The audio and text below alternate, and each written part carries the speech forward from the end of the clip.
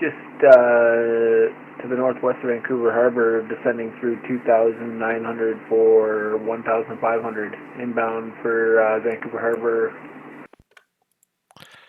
Charlie Golf, sorry, was that Foxtrot Lima Sierra? Lima Foxtrot, yeah. Lima Foxtrot Sierra. Oh, I see you there. Squawk, let's see, your VFR squawk code. Hold on one second while I generate one. Squawk code 1214.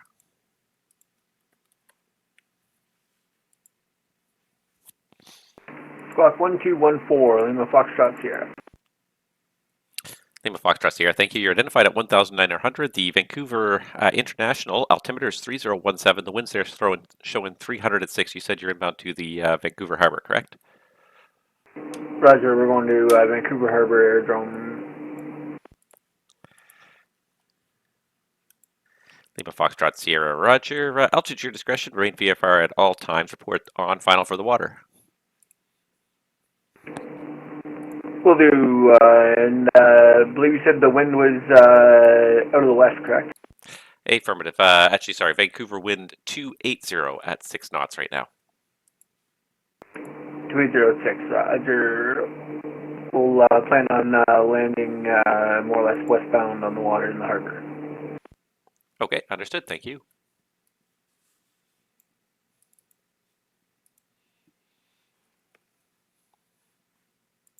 All right, everybody, welcome aboard. It's Captain Nabs here with you once again for another live stream here on Twitch. And welcome, everybody, to the controller scopes. I haven't been on the controller scopes for a little while, so welcome.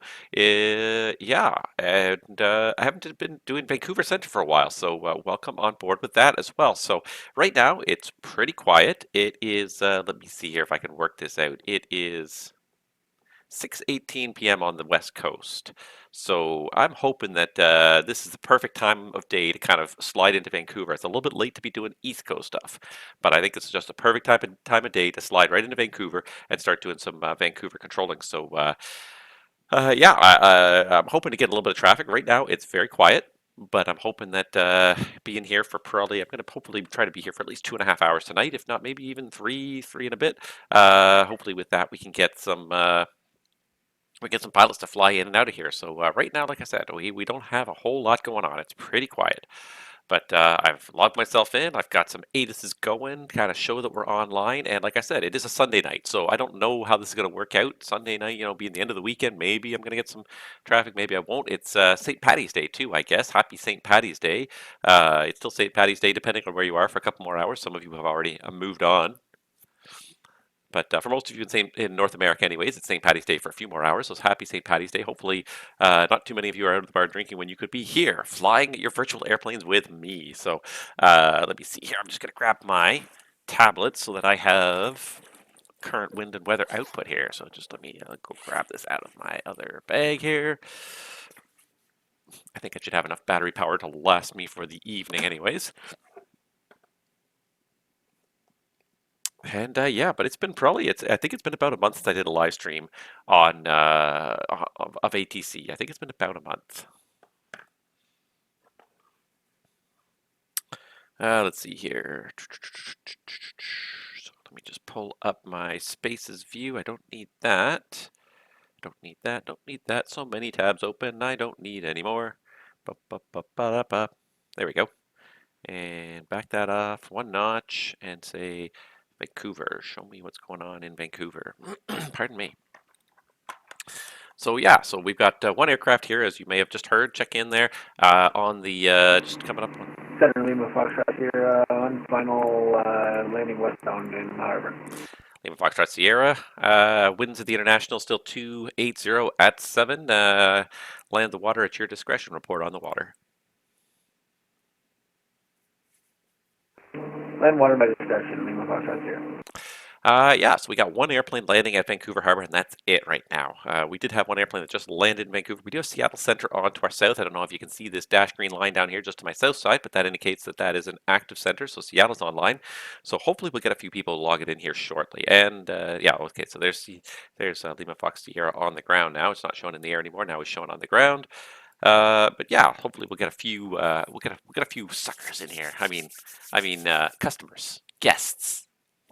I love the number of different metaphors or interesting labels that businesses can come up with for their customers. We call them guests. Well, they're not customers; they're guests. It's our pleasure to have them in our establishment and provide and meet their needs. Um, Yes, so please feel free to come and be a guest in my FIR. I will gladly provide you as much service as I can. As I said, I just got on. I'm going to be here for at least 2.5, maybe 3 hours. That part will kind of depend on you guys on how much traffic you can bring into Vancouver. So I just logged on. I don't expect to see anything for about half an hour. It takes about 25, 30, 45 minutes for you to start to see a row of airplanes start to build online. It just takes a little while because people log on and they look around, or they don't even log on. That people fire up their sim and they look around and they say, okay, so where's there some ATC, and especially where's there some fresh ATC that hasn't been online for too long? Because if it hasn't been online too long, chances are it's going to be online for a while. If you log on and you see somebody's been online for 2.5 or 3.5 hours, you're like, by the time I get the sim booted up, that guy's probably out of here. So yeah, I will say that right now I am here for at least 2 hours, minimum 2 hours, probably 2.5. And if Center Lima Foxtrot Sierra down on the water.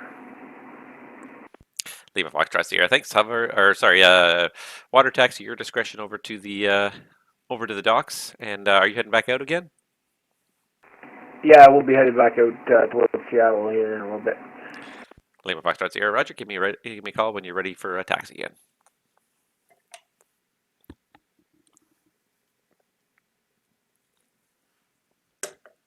All right. Yeah, so if anybody's got anything they want to talk about right now, because right now it's not going to be very exciting for the next little while, but I believe it's been like a month since I did my last ATC stream, and I didn't even do um, what's it called, a flight stream, a pilot life stream this past week because it was March break. My kids were home all week, so I didn't want to go and spend all my hours staring at the computer while they were home. So I forewent it last week, but this coming week there will definitely be a pilot's life live stream going on. I haven't decided quite when it's going to be yet. I'm leaning towards Thursday, I'm leaning towards Wednesday right now.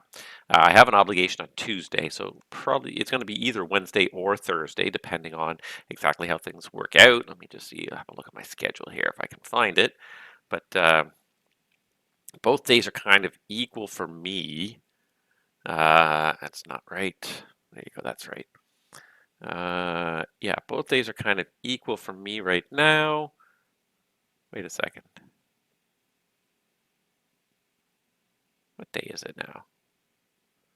Oh, actually, I didn't even realize that. Okay, that's fine. Yeah, I'm not sure. Wednesday or Thursday. This has been a month too of like nonstop appointments for my family. Just medical appointments, dentist appointments, all sorts of things, like constantly all month long. I think those are almost all over and done with. I have an appointment this week. That's why I can't do Tuesday. Uh, no, wait a second. Yeah, no, Thursday. Even Friday would be good for me this week, potentially. Yeah. Yeah, sorry. I'm just trying to contemplate my schedule here, and it's like I'm forgetting what week it is. I'm forgetting what day it is, what week it is. But yeah, so I definitely will some point this week though. The next leg of a pilot's life is a little bit long. It's a San Juan, Puerto Rico, all the way up to Newark. So that is a good like 3.5 hour flight. It's gonna be like a 4 hour block time. So I'm gonna need a good long chunk of time. I'm probably gonna step away for at least a little bit of that to go and eat a meal or something like that. But I'm looking forward to it because the last flight I did, I enjoyed it a lot. But boy, the short flights, we talked about so little. Uh, and it had been a month since I really had done any kind of pilot's live stream and chatted about anything.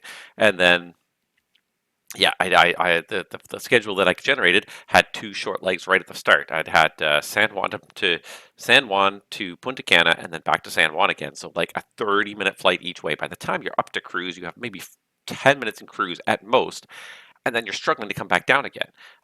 You're struggling to get everything ready for the arrival, struggling to brief it, set it all up, do everything. There was no time to even think, let alone talk about other topics really outside of the actual flying we were doing, which is in and of itself, I think was interesting, but it was just a bit of a shame because there's been so much to talk about lately.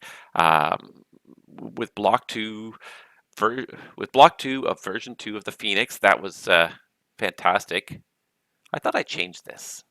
Is the title of my stream not changed? I thought I changed the title of my stream here. I don't think I hit save on it, did I? Ah, darn you. Oh well, okay. It's changed now to Vancouver Centre live stream. My apologies. I think I hit change, but I don't think I actually hit apply the changes. So, anywho, but yeah, there's so much going on. I see an airplane on the ground at Boundary Bay here. So let me pull up the. It keeps on kind of popping it out of my flight plan list here. So let me see if I can bring up Boundary Bay here. Just give me 1 second, just so I want to be ready if this guy calls up. Kind of the key to that seamless service is being ready, knowing what he's doing ahead of time and expecting it, and that sort of thing. ZBB, yeah, no, it should be listed as a departure.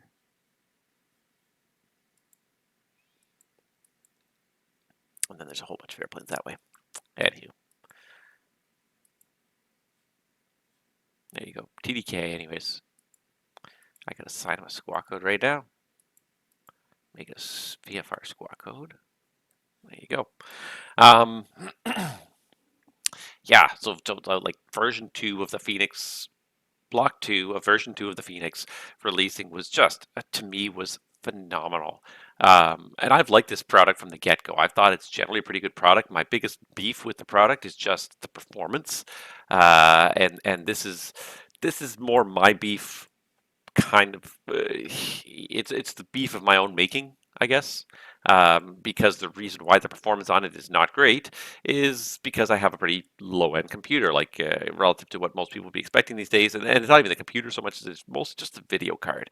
I've got a pretty decent motherboard processor combination. It's the video card that really is the hang up on my computer. So hoping to get a new video card eventually. But yeah, that was my biggest hang up with the Phoenix was the performance was not great. There was a lot of kind of third-party application processing going on, and as a result, it often would grind to a very slow frame rate when you get into busy urban areas.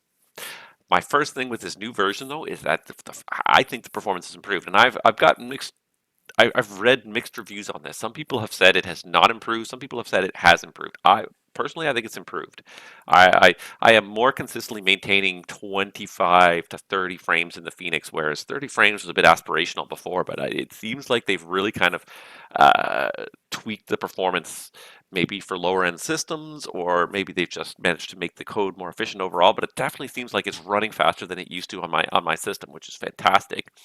But then the other thing is that Block 2 fixed almost every glitch that I had with the Phoenix. I noted a number of different issues with the Phoenix, and none of them were show-stopping, terrible faults or anything like that. Most of them were pretty minor faults, but things like I'm just trying to think now, but things like the fact that when you turned on the ADIRs, the line lights didn't come on. When you did the battery check, the messages on the SD were not correct. The batteries didn't say off; they just said 0 volts, but they're supposed to say off if the switch is off. Things like that. Like most of the gripes and bugs I had found were very minor in nature for the most part. Just another one that I can think of right off the top of my head was the ignitions would never switch from one start to the next. There's two systems, the A and the B, in each engine, and on each start in the airplane, they're supposed 172 Golf Tango Delta Kilo. Tango Delta Kilo, Vancouver. Hello. Hello, it's Tango Delta Kilo on the ground, Boundary Bay. We'd like a VFR to Pitt Meadows, please, via the Vancouver Harbor. We'll just be heading northbound, hopefully doing orbits over the city, and then heading back for Pitt Meadows. Tango Delta Kilo, Roger. Let's see here, Boundary Bay. Let's see here. So the winds in the International are 280 at 6. So for Boundary Bay, we'll say runway 25, and altimeter at the International is also 3017. Squawk code for you 1273.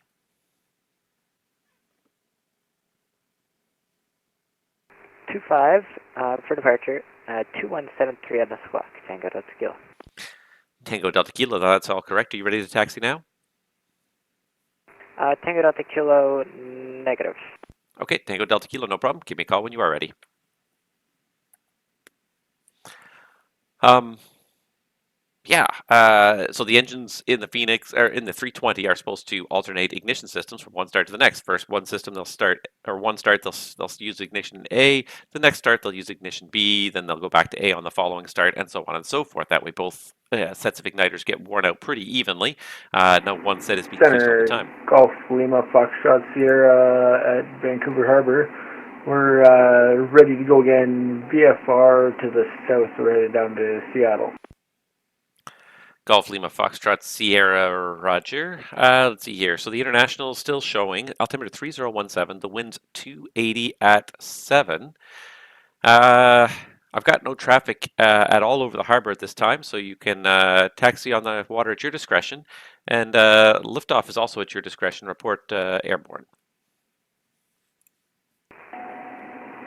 Roger, we'll report airborne, and we'll plan on taking off westbound on the water, just for planning purposes, and we'll know when we're ready for there. taxi now. Roger, copy, no traffic, and the winds in Vancouver, Lima Foxtrot Sierra. Lima Foxtrot Sierra, Roger. And Tango Delta Kilo, did you call ready? Sorry, there was another call for Vancouver that was blocked. Say again.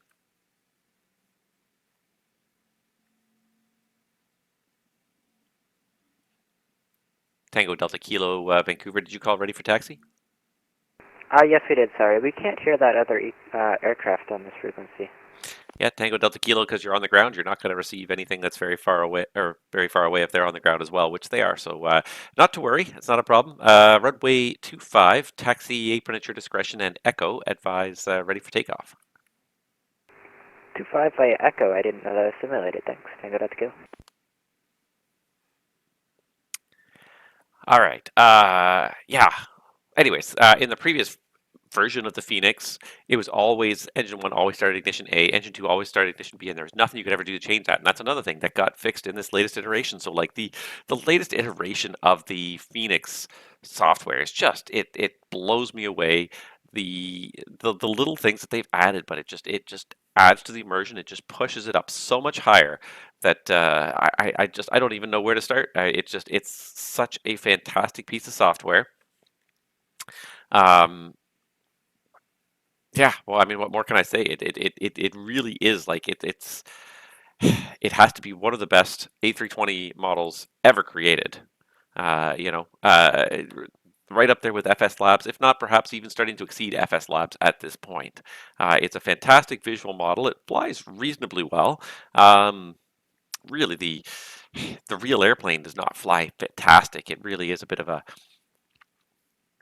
beast in the sky, but it's the way Airbus designed it. It's designed as a transport category airplane. It's designed to move efficiently from point A to point B. It's not necessarily designed to have like phenomenal performance at any point in time. It's designed to be efficient, to get people from point A to point B while burning the least amount of fuel to do it in a reasonable time frame. Is all it's really about. So yeah, it's really, yeah, it really is an interesting piece of software, and it's amazing how far they've come. And like I said, like almost every glitch that I knew about has been fixed with Block 2. There's maybe 2 glitches I can think of left in Block 2 that are still out there. So and the performance improvements as well, and everything else that's been added to it, things like engine icing and compressor stalls and things like that. Just like the fidelity of the model is just absolutely fantastic. And it's just going to keep moving upwards, and I can't wait to see the 321 and the 319, and I'm hoping that they happen within the next few months. Anyways, I'm certainly hoping that's going to be it's just going to be fantastic. I love the 321. I think it's my favorite out of the whole family, just because like it feels like it really does what like the 320 platform was meant to do. It's not a performer by any means. You load up a 321, that thing is just a hog. It just slowly plods off the runway. I won't say plods off the runway. It does get airborne, but it definitely does not climb to altitude in a hurry. You can take 30 to 45 minutes to reach a cruise altitude in the low 30s if you've got a fully laden 321, because it doesn't. There's no point in burning more fuel to get there sooner. It's not necessarily more efficient. So But it's a fantastic machine. I can't wait for to see what Phoenix does with it. But even the I feel like they've even tuned the landings a lot more now in the 320. They feel like they're a lot more realistic. There's more inertia to it, but like the plane is responsive enough to match the real deal now.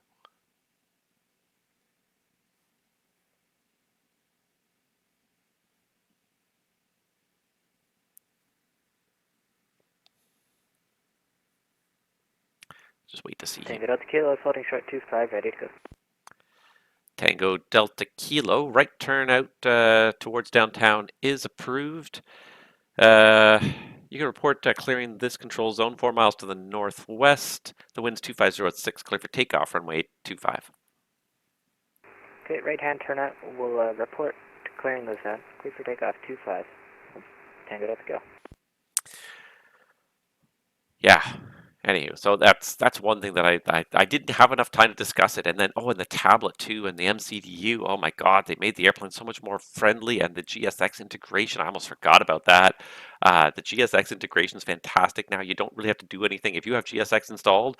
All you have to do is press one button, and it will basically do everything with GSX that you need to have done. When you boot up the flight plan, it will fuel the airplane, load the passengers, get catering. When you turn on the beacon, it'll call the tug over. Like, you don't have to really do anything with it. And I mean, voice control is nice, and I wouldn't mind a little bit of voice control in there because some of these tasks happen with voice control, like especially with bringing the tug over and starting the pushback happens with voice control. But certainly loading an airplane, fueling an airplane, there's no voice control for that. Nobody calls for that. They start doing it at the appropriate time.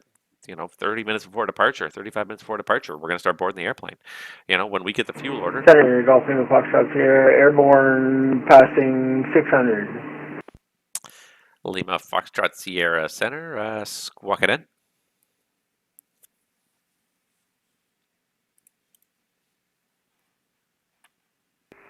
Ident, Lima Foxtrot here. Lima Foxtrot Sierra, thanks. You're identified. And did you want to turn southbound across the city or go around the coastline there?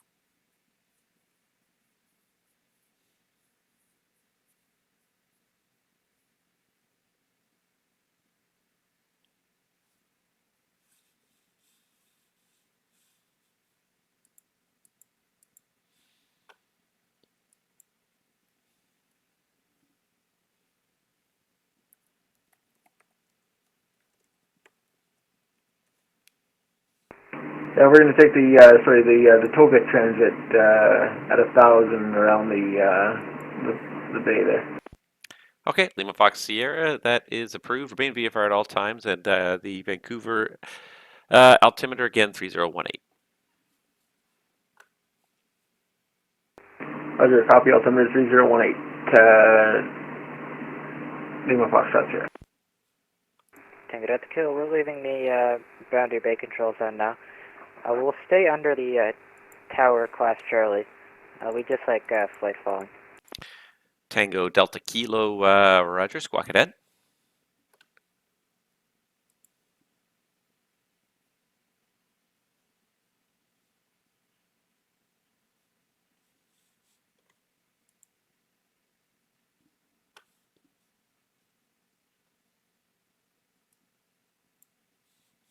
Tango Delta Kilo, thank you. You're identified at 1,300 feet. The let's see here, Vancouver altimeter is 3017. I have no traffic currently in the Vancouver control zone, so altitude's at your discretion for now, and you can orbit the downtown as much as you like. Just let me know when you're turning towards Pitt Meadows.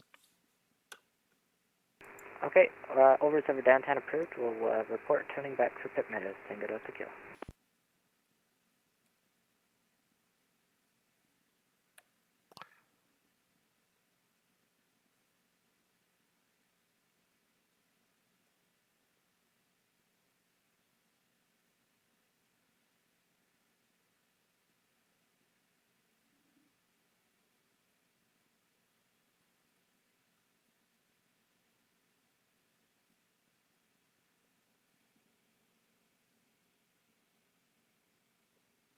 I swear there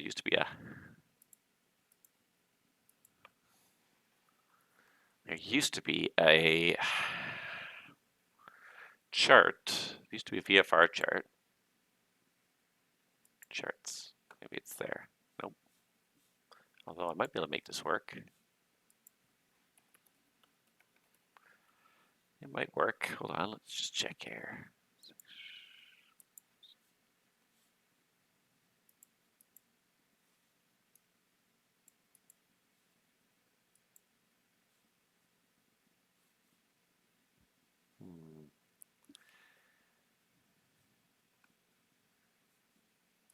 Oh, maybe this is what I'm looking for here.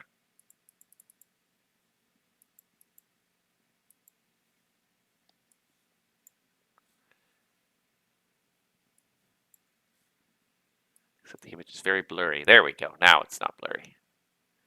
All right, I can't remember which. And Lima Foxtrot Sierra. I'm sorry. Which transition did you say you were flying? It's the Tobic transition from where I am now to Blue and then to Tobic, I believe it is. Or Talpi, maybe. Let me look at the chart again. No problem. I'm just trying to look it up on the chart as well. I don't see a whole lot of VFR traffic in and out of here. Yeah, it's Fort Blue Tobic. It's called the Tobic Transit.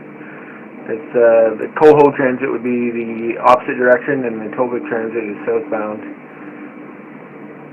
Okay, yep, I've got it now. Perfect. Thank you.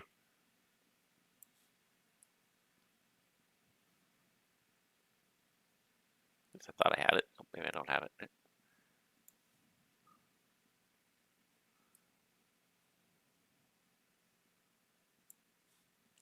Oh, there it is. The Tovic transition. Yeah. If you're on the if you're at the harbor. Okay, I got you. He goes to Blue. He goes to Tovic. It's all good.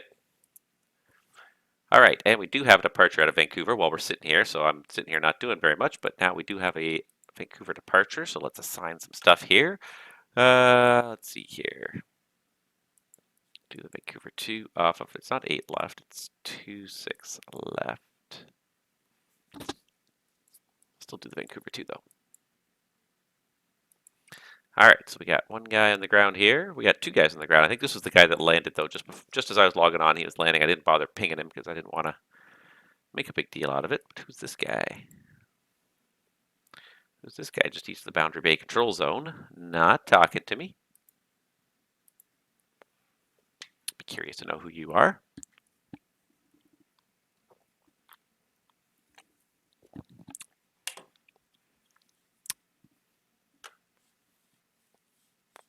Delta Heritage Air Park. Maybe that's where he took off from. It's such complex airspace, and this is one of the things I do enjoy about Vancouver, but it is so complex, and I don't control here a whole lot, which means that when I do control here, I do feel, especially if people... Vancouver Centre, Cessna Foxtrot, Uniform Mike India. And Cessna, it was Foxtrot Mike Uniform India? Foxtrot Uniform Mike India. Foxtrot Uniform Mike India. Oh, I got you there. I'm going to give you a VFR code of 1212, squawk 1212. Squawk 1212, Cessna Foxtrot Uniform Mike India. It's funny, I'm sitting here at, VATSIM, the home of the IFR controllers, the IFR pilots, and I got 3 VFRs and no IFRs in my airspace. Sorry, are we cleared into the harbor control zone? Tango Delta Kilo affirmative. You're cleared the harbor control zone and the international control zone as you like while you orbit the downtown, and just advise when you're done with the orbits. Okay, cleared into everything, and we'll let you know. Tango Delta Kilo. It's pretty quiet right now. All right, so Lima Fox Sierra is heading down to Tovic, and then he's going to head over to Seattle.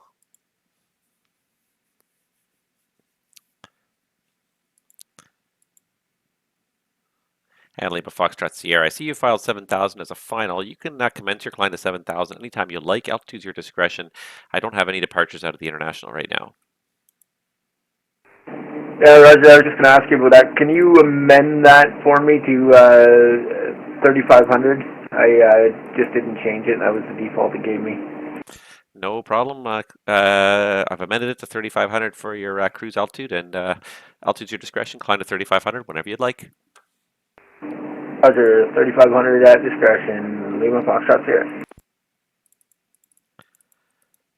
All right, Uniform Mike India, you're identified at 800 feet. The boundary bay altimeter is 3018.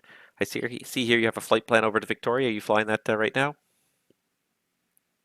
That's correct. Over to Victoria via East Point, Cessna Foxtrot Uniform Mike India. Foxtrot to Uniform Mike India, Roger. You are identified. Altitude, your discretion. Remain VFR at all times. I don't have any traffic around you right now. Altitude at discretion, Cessna Foxtrot Uniform Mike India. All right, and so now I'm looking at all this stuff here. What are the Vancouver float plane and helicopter departure routes, arrival routes, but I don't want Vancouver. I want the other non-Vancouvery ones. Vancouver. Do straight arrivals. So Point Roberts. So he's going over Point Roberts. East Point to Moresby. So I have to go find where East Point is. Let's see here. And yeah, so if he goes from Point Roberts, East Point is this point right here. So he's going to go there, there, and over to Victoria. And I should have it. I do have an ATIS up in Victoria, right? Yes, I do. I put one up. Yes, yes. So we do have a few airplanes flying around right now. It's actually, there's a little bit of stuff happening. It's nothing terribly crazy exciting, but there's a few airplanes. We got one IFR. We got a second IFR. We got a second one here. We got a WestJet out there in Kelowna. So let's give him a departure. Where's he going? He's going over to Vancouver. So I'll give him that Kelowna 8. That's fine. And what I will do is I will pull up some Kelowna views here. So I will pull up, first of all, I'll pull up the approach view for Kelowna, just so I have his, when he departs, I've got his approach view. CYLW16, there we go. And then we'll also have a ground view, so I can give him taxi instructions when he needs them. It's all about being prepared. Center Tango Delta Kilo, orbit's complete. We've changed our minds. We'd like to go to Victoria, and we're ready to go there now. Tango Delta Kilo, okay. I understand you changed the destination to Victoria, not a problem at all. Let's see here. Let me just find you the routes here.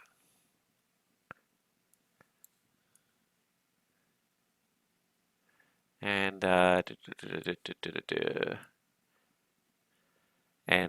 see here. Tango Delta Kilo, do you want to keep it easy and just go back over Point Roberts and then East Point on your way to Victoria as well? Yeah, we can do Point Robertson, East Point, Tango Delta Kilo. All right, Tango Delta Kilo. Yeah, it's approved as requested. Remain VFR at all times. Altitude's your discretion. What altitude do you plan to climb to just for the cruise, for my information? For the crossing, we'd like 4,500, Tango Delta Kilo. Tango Delta Kilo, that's approved. You can climb to 4,500 whenever you like, your discretion. 4,500, Point Robertson, East Point, Tango Delta Kilo, thanks.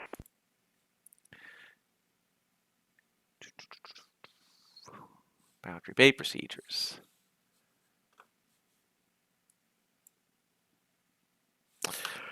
All right. Well, got a few airplanes. Took me a few minutes. Took me about the 40 minutes, 30, 45 minutes that I said it would, but I've got 3 airplanes now and counting. Hopefully we'll keep this interesting. I hope you guys stick around because, yeah, I plan to stick around as long as the traffic stays around for a couple of hours anyways. And you know, why else would I log on if I didn't want to? But I find it funny that like there are some people that get a little bit impatient. And if they don't see airplanes pop up in the first... And calling Vancouver Centre, go ahead.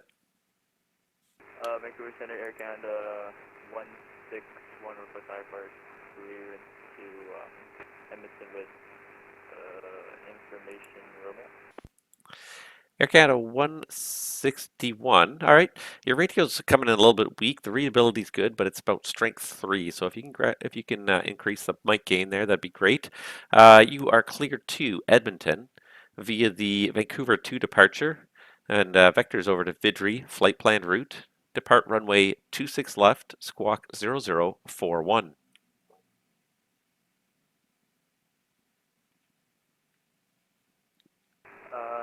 Air Canada 161 is cleared for the Vancouver 2 departure. Is that correct? Air Canada 161, that's correct. With the Air Canada 161 with squawk 0041. Air Canada 161, that's correct. And it is runway 26 left for departure. Push back and start up at your discretion and give me a call when you're ready for taxi.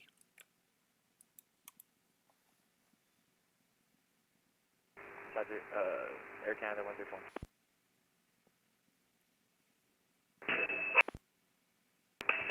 Vancouver Centre, good evening. WestJet 442 in Kelowna. Gate 6 looking for IFR clearance to Vancouver with Oscar. Oh, WestJet 442 Vancouver, good evening. You're cleared to Vancouver via the Kelowna 8 departure and vectors over to Booth, flight plan route. Depart runway 16, squawk code 4436.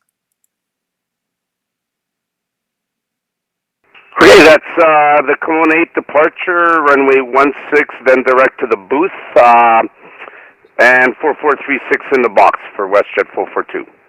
WestJet 442, that readback is correct. Information in Kelowna is Oscar. Pushback startup at your discretion. Call ready for taxi. We'll call when ready for taxi, WestJet 442. All right, we're getting some airplanes. We're getting some business here.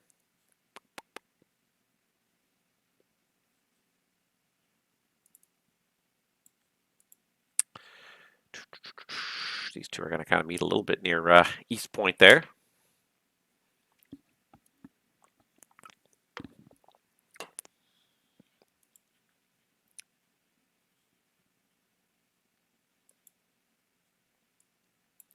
Uniform Mike India. As you head southbound there, I'm going to suggest you maintain 3,000 or below. Over at your 3 o'clock, almost 4 o'clock for about 8 miles is a southeastbound Kodiak. He's level at 3,500. I will maintain 3,000 or below and keep an eye out for the traffic. Thank you very much, Cessna Uniform Mike India. Lima Foxtrot Sierra, traffic for you converging off of your left wing about your 9 to 9:30 is a southbound Cessna 172 at 2,500. Surging, Lima Foxtrot Sierra.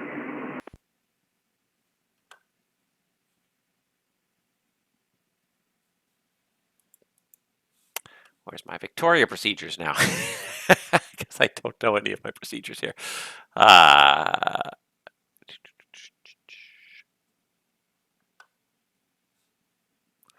mean, it's not my normal neck of the woods. It's not a place I normally control. I would like to control it more, and if I had the time, I would control all these points more, but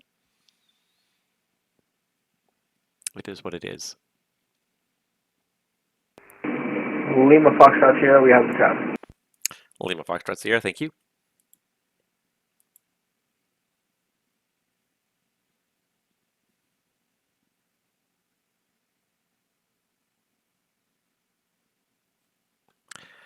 Uniform Mike India. Victoria information is, let's see here, it's Kilo, runway 9er for arrival. Runway 9er for arrival and have information Kilo, Cessna Uniform Mike India. Uniform Mike India, thank you. You're cleared you're cleared left downwind, runway 09er.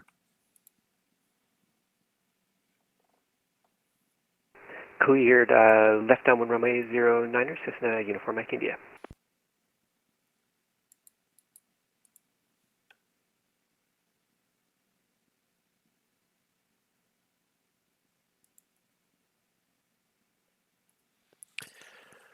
Hi. All right, kind of think I have a handle on what's going on over there. If you guys have questions, please feel free to ask, or if you want to anything at all, like I'm always all ears to try and help anybody that I can here. I've got a 172 going to Prince George, so let's go ahead. I've got a fourth ATIS I can throw up. I didn't have a chance to do it. Vancouver Centre, Cessna Uniform Mike India. Finally, now do have the traffic. It was a little bit difficult before because of the sun. Uniform Mike India, no problem. As long as you guys maintain your altitudes, you'll remain separate. All right, so he's got the traffic in sight. That's good. What can let's see, what am I doing here? I was about to do something and I totally Oh, yeah, Prince George. It's amazing how easily you lose your train of thought when you're doing these things here. All right, so let's see if I have a current ATIS available for Prince George. And the answer is I do not. All right, so let's do a couple things here. So just gonna search and see if there's any applicable NOTAMs for Prince George here.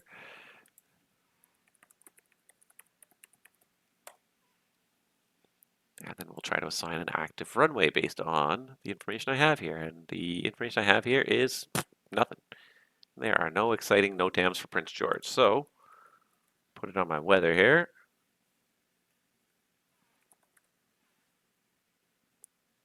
.320 at 6, so I would say runway 33 would be the active in Prince George. Let's throw it out there.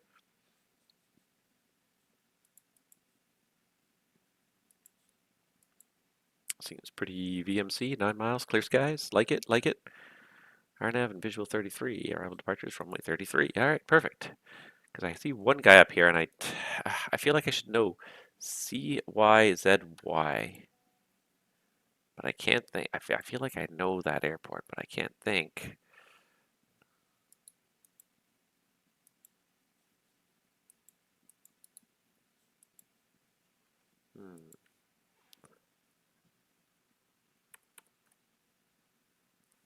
Yeah, it is that Canadian Express right there. All right, so we'll see him come back around again anyways.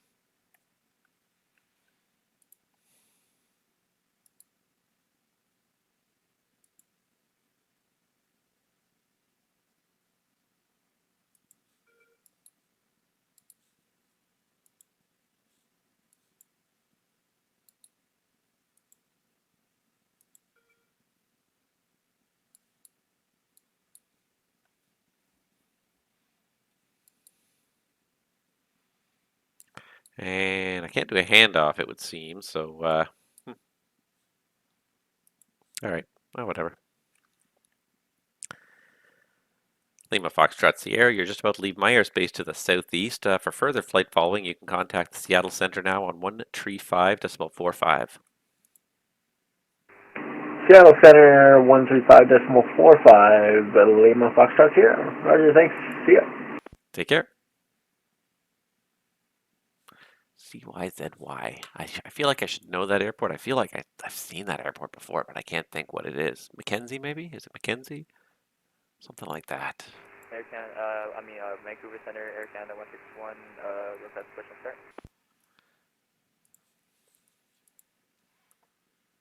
Air Canada 161, push and start at your discretion. Call ready for taxi. It is Mackenzie. Aha, I knew that airport. My discussion, Air Canada 161. So it is right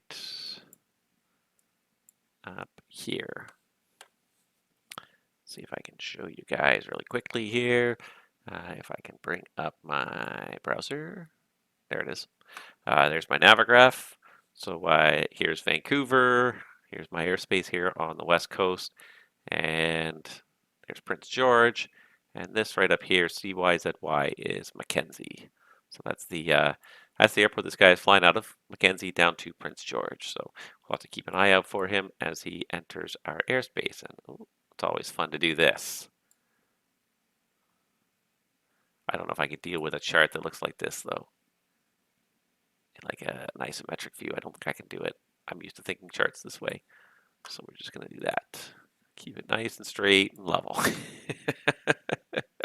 Can't think about it any other way. All right, where was I here? There we go. There I am. Hello.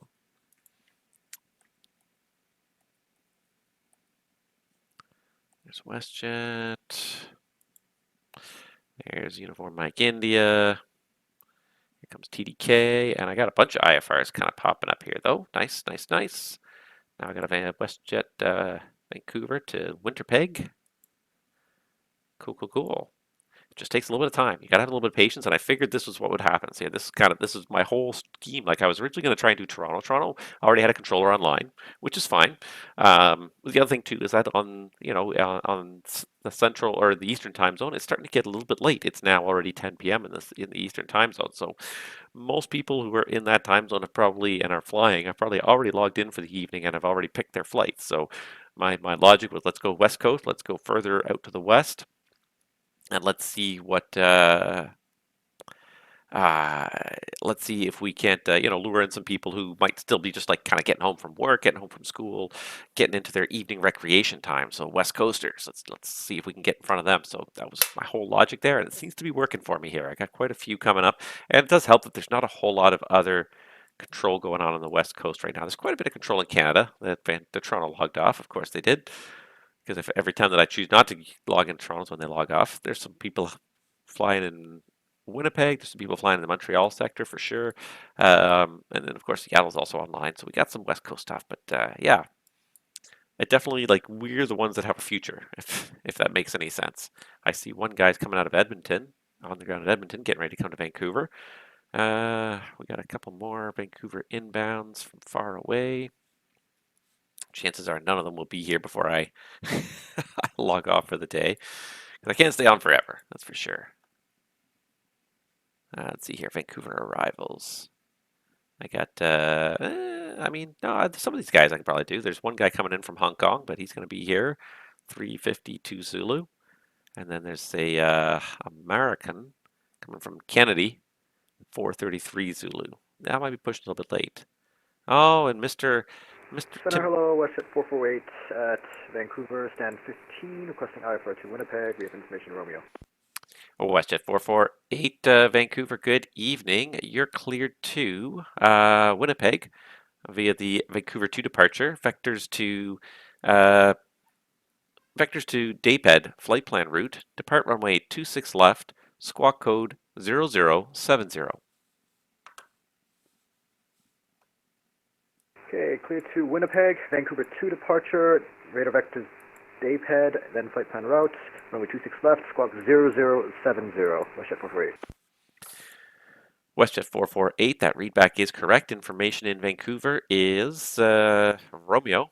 Pushback startup at your discretion and call me ready for taxi. We'll call you ready for taxi, WestJet 448.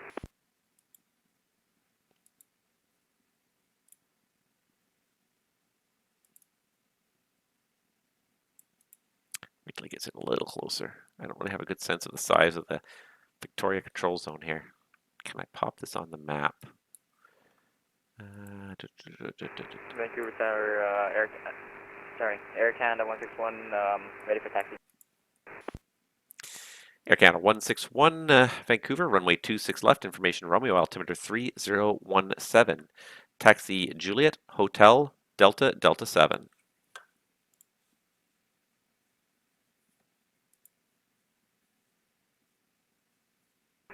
Sorry, say again for Air Canada 161 again? Air Canada 161, Vancouver, runway 26 left, information Romeo, altimeter 3017. Taxi Juliet, Hotel, Delta, Delta 7.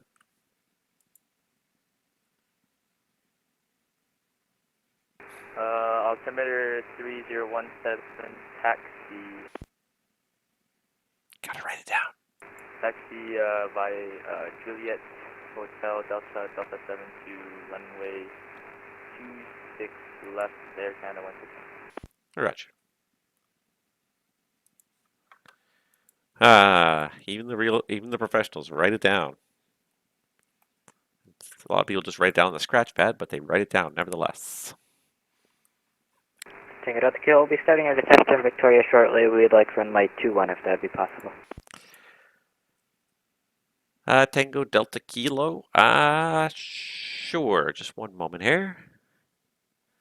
Tango Delta Kilo. Altitude is your discretion. You can descend whenever you'd like. The winds in Victoria are 050 at 3. You still want runway 21? Yeah, we'll take 21, Tango Delta Kilo. Tango Delta Kilo, Roger. The information in Victoria is Kilo, altimeter 3017.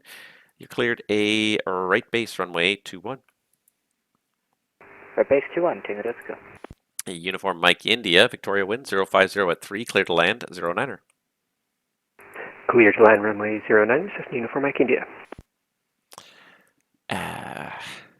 What was I going to look up? What was I going to look up? I am forever forgetting what I was going to do next because guys keep distracting me. It's okay. It's not a bad thing. It's a good thing. It really is. It's just, it's funny. I have the memory of a goldfish. If I don't write it down, I ain't going to remember it for more than 5 minutes. Let's see here. All right, so we got a few airplanes going on here. We do have some inbounds. Mr. Barber is coming in from Las Vegas in his Air Canada 737 MAX. Yeah. If he gets off the ground soon, I'll probably make it. He'll probably make it, but we'll have to see.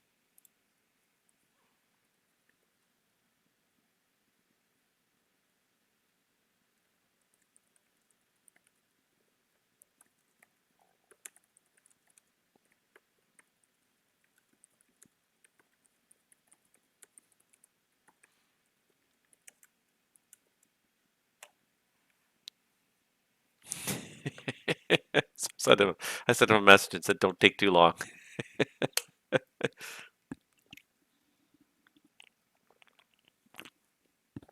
I don't know if you're actually watching, Tim. I would like to be here for your arrival. I would absolutely love to be here for your arrival, but there are always limitations to what I can do. But that's the thing. Like I am a diehard VATSIMmer, and I'm a diehard servant of the people. I hate logging off when there's pilots in my airspace or inbound to my airspace. I'll do it because I have to. I'll do it because I have to go to bed, or because I have to go to work, or something like that. But I hate to do it. I really do. I feel like there are some controllers that are just like, I'm gonna put in a shift from.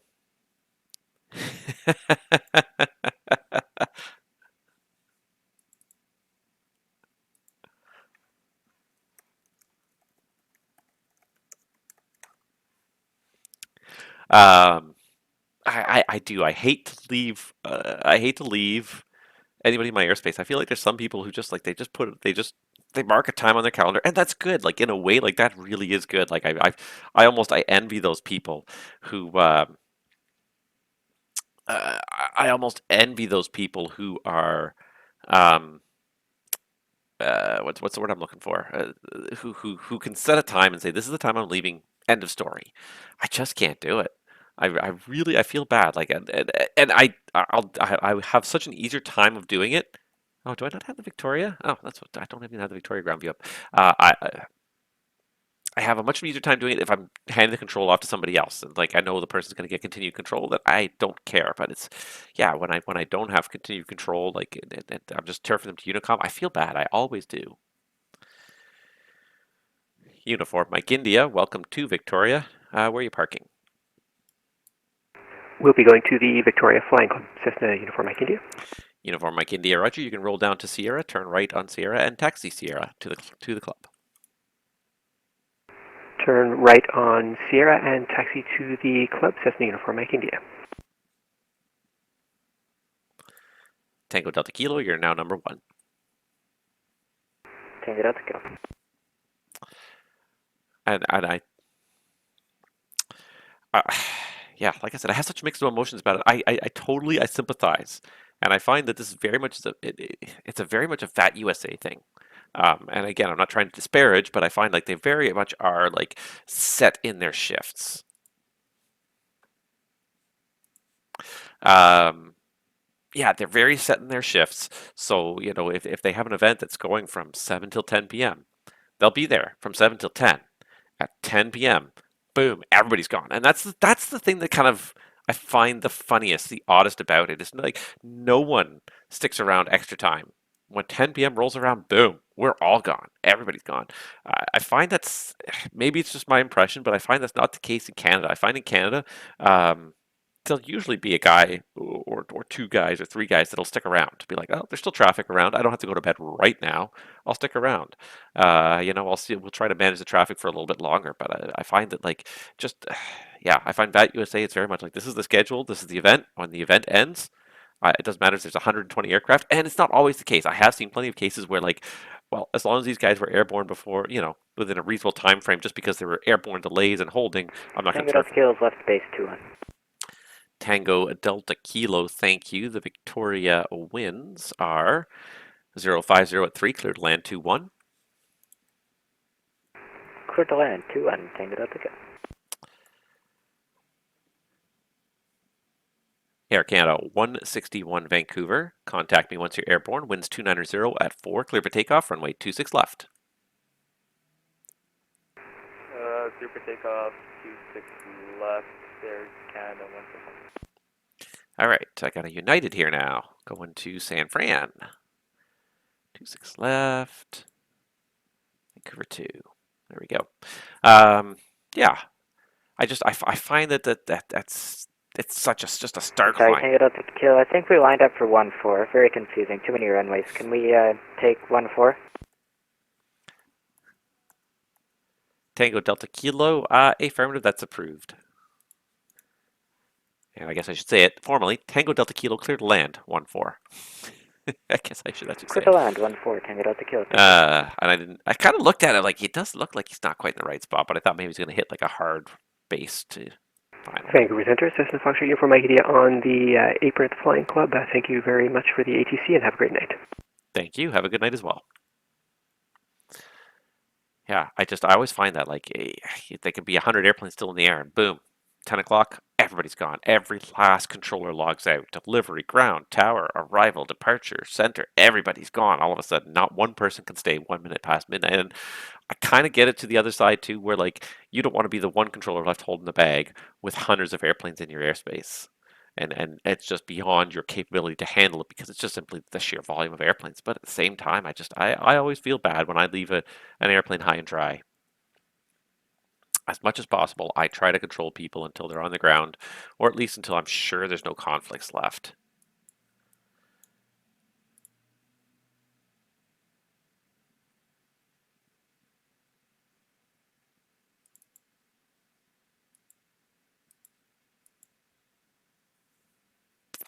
And now.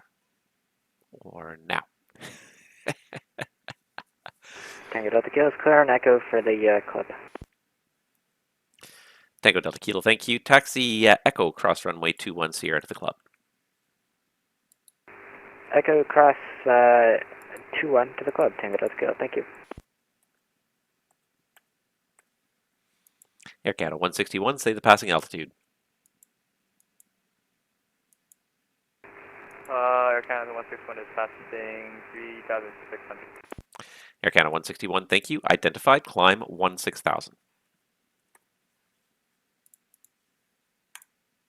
Identify 16,000, Air Canada 161.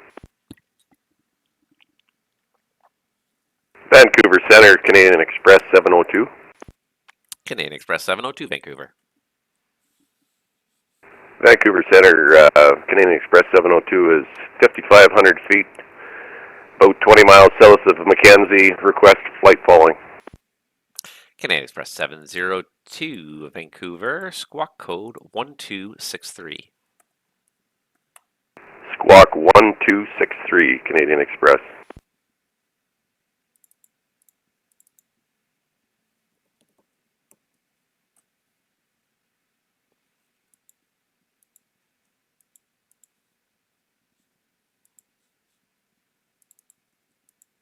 Canadian Express 702, thank you. You're identified at 5,000. I've got you at 5,600. Let's see here. The Prince George altimeter is 3007. Copy 3007, Canadian Express. And Canadian Express 702, just to confirm the flight plan here, you are inbound to Prince George for a full stop. Affirmative. Thank you. Air Canada 161, turn right direct Vidri on course. Turn right, direct Vidri, Air Canada 161. All right, so it seems like my VFRs have left me now. Now I'm going to be IFRs. I got one VFR there. He's a VFR. But it seems like now we're going to shift into the IFR phase of the evening. It takes a little bit longer to get these IFR aircraft going. Anyways, let's see here. I got a lot of 737s here. 3 737-8s. Thanks for the ATC TDK. Moving 123254. Thank you very much for tuning in. Vancouver Centre, you're very WestJet welcome. 442, engine start complete, ready for taxi 16. WestJet 442, Vancouver, runway 16. The information is, let's see here, Papa, and the altimeter 3011. Taxi apron your discretion, Delta Alpha. Okay, taxi Delta Alpha, hold charter 16 and 3011 for the altimeter, WestJet 442. Got a question for you. How come I can hear you but not the other pilots? And WestJet 442, it's just basic radio reception. Everyone else is very low altitude at this point in time or on the ground. Okay, gotcha. Just was hoping it was not something wrong with my system or something. Thanks. No, no problem at all. Everybody else has been a very low level VFR to this point, so yeah, that's why. Okay, Roger. Thanks, WestJet 442. Air Canada 161, climb flight level 320. Climb flight level 320, Air Canada 161. Yeah, so moving 123254. Thank you so much for tuning in, and thank you so much for flying. Give me VFR. Like honestly, I've. So now WestJet 448, ready for taxi. Information Romeo. WestJet 448, Vancouver, runway 26 left. Information is now Sierra and altimeter 3017. Taxi Echo Delta Delta 7. Echo Delta Delta 7 for 26 left, and we'll just take a look at Sierra, WestJet 448. Rich. Yeah, I appreciate you flying in, and especially I like the VFR as much as it was a bit of a challenge and a bit of a brain, not even a brain twister, but just outside of my normal comfort zone, and I kind of like that. Like I need that. I need to be pushed into let's look at the VFR charts carefully and make sure we know what we're doing here and we're ready for these things because I don't get a chance to use the VFR charts very much. I don't have a need to use them very often, so it's kind of a nice change to actually need them. All right, so he's just about to take off. He's heading this way. Tim, did you get airborne yet? Nope, not yet. You and your 737-800 MAX. Boeing 7, what is it? 8, the MAX 800. 737 MAX 800, whatever they call it. I don't know. Whatever the official title of it is, anyways. Yeah. That was an interesting bit of news, too. So, now that I got a little bit busier, I didn't even have a chance to talk about it, but PMDG, I hope most of you guys were able to watch the live stream that PMDG had last week. So they, what day was it? It was Thursday? Wednesday, Thursday, they released the trailer for the 777, which that's got me a little bit excited. I'm pretty stoked for that. That looks like a fun airplane. Finally, we get like a really good, high quality long hauler. I think this is going to be it's going to be a lot of fun. I think I'm happy to see that they're going to be following the same kind of pricing structure they used with the 737 now, where they're charging per model instead of for a block of models. So depending on your budget, you can pick the one airplane you want and you can buy that one airplane, or you can buy them all if you have a better budget. If you have a decent job, have some decent income, some disposable income to get rid of, no kids maybe, I don't know. But if you have the means, you can buy all the 777 variants, or you could just buy just the one you want, the one that you're going to fly. So for me, like for the 37, I bought two variants. I bought the 700 and the 800. The two is probably the more popular variants. I might have also bought the 900. I probably Vancouver Centre, good evening. United 2423, information Sierra, stand Echo 76, clearance for San Francisco.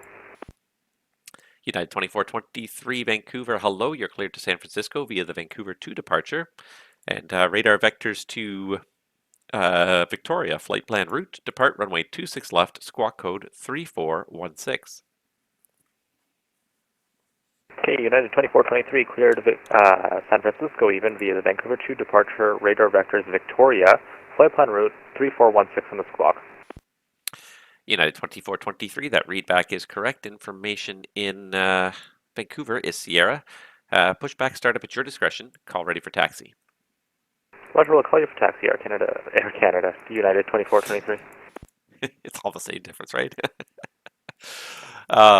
Yeah, so the 777 has me stoked, but then right after the preview video, the trailer video was released, then Mr. Randazzo himself did a 45-minute live stream Q&A on YouTube, which is still posted on YouTube. You can go and watch it. So I didn't even know that that was happening. I saw the announcement about the trailer, and I watched the trailer, and then like an hour or two later, I was like, Vancouver Centre, WestJet 442 at holding short of 16 at Alpha.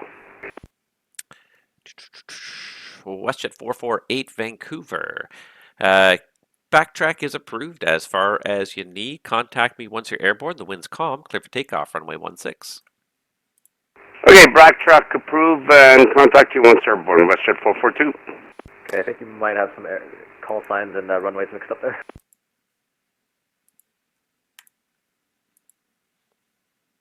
And WestJet 448. No, I got it all correct. That was not for you. Okay, my mistake. I thought I heard 448. Nope, that was for WestJet 442. But now for you, WestJet 448, you can contact me once you're airborne. The Vancouver winds are 290 at 4, clear for takeoff, runway 26 left. Clear for takeoff, 26 left. We'll call you airborne. WestJet 448. Yeah, so I didn't even find it. I didn't even read about this right away, and then like I started reading some messages about like, oh, Randazzo's Q&A was really interesting, and I'm like, what? Like, what Q&A? Does he have like a document out there? And then I go and I look and I find like, oh my god, he actually had like a live stream video Q&A, which is very off form for PMDG. They like their forums, which I really have to say, like, I like a forum. I like a very good organized communication system, and in this day and age that seems to be falling by the wayside. Everyone's like, oh, let's use Discord. I'm like, oh my god, it's chaos. Discord is just chaos. Trying to find and follow any one particular topic in just like this live conversation stream that happens, it's like trying to get individual bits of information out of a Discord server is almost impossible. It's almost impossible to tease information out of Discord. It's so disorganized. I really despise it as a communications medium. There are some neat stuff it does, and then the fact that you can post pictures and stuff like that, and it has integrated video and chat, live meetings with video and and audio and everything. I get that. That's very useful. Those are very useful tools, but the overall day-to-day communication medium, it's just utter chaos, total utter chaos. I despise it. I really do. It's good for certain things, but certainly for like posting information and trying to find information, terrible. WestJet 448 passing 1,800. WestJet 448, thank you. You are identified. Climb 16,000. 16,000, WestJet 448. What was my point? Oh yeah, PMDG has traditionally liked their forums, and every time there's a big announcement, they usually post it in their forums, a nice big write-up by Mr. Randazzo, usually himself, and explanations, and sometimes questions get answered, sometimes they don't, but that's kind of their way. But Vancouver Centre, WestJet 442, come through 2.8 for 9,000. Oh, WestJet 442, thank you. You are identified. Continue climb, flight level 260. Continue to 260, WestJet 442. WestJet 448, turn left heading 170. 170, WestJet 448. Yeah, so he did make the comment that it was part of a new outreach program. Vancouver Centre, good day. Air Canada well with you in the ground in Vancouver, requesting IFR clearance over to Edmonton with information Sierra.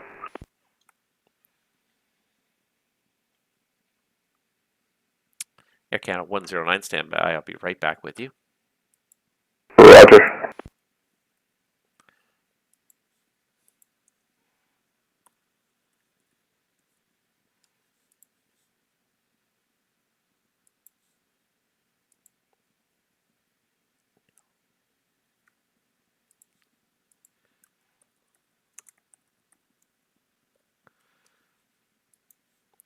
WestJet 448, continue left turn direct Daped.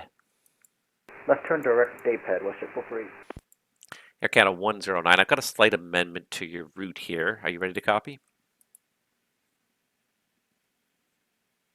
Was that for Air Canada 109, Center? Affirm, Air Canada 109, I just had to make a slight amendment to your route. Are you ready to copy? Roger, ready to copy that on the amendments for Air Canada 109. All right, Air Canada 109, you're cleared to Edmonton via the Vancouver 2 departure. It'll be radar vectors to Vidri. After Vidri, it's Quebec 9er 49er to Elks intersection, Echo Lima Lima Kilo Sierra, and then the Elks 3 arrival into Edmonton. Departure runway is 26 left. Your squawk is 6221. Leisure clear to Edmonton via the Vancouver 2 departure. Radar vectors Vidgery, then Q, Quebec 949er to Elks, and then Elks 3 arrival into Edmonton, and departing up on the 26 left and squawk 6221 in the box for Air Canada 109. Air Canada 109 is perfect. Readback is correct. Thank you. Information is Sierra in Vancouver. Push and start at your discretion. Call for taxi. From Sierra, we'll call you for taxi for Air Canada 109. WestJet 448, continue climb, flight level 280. Flight level 280, WestJet 448.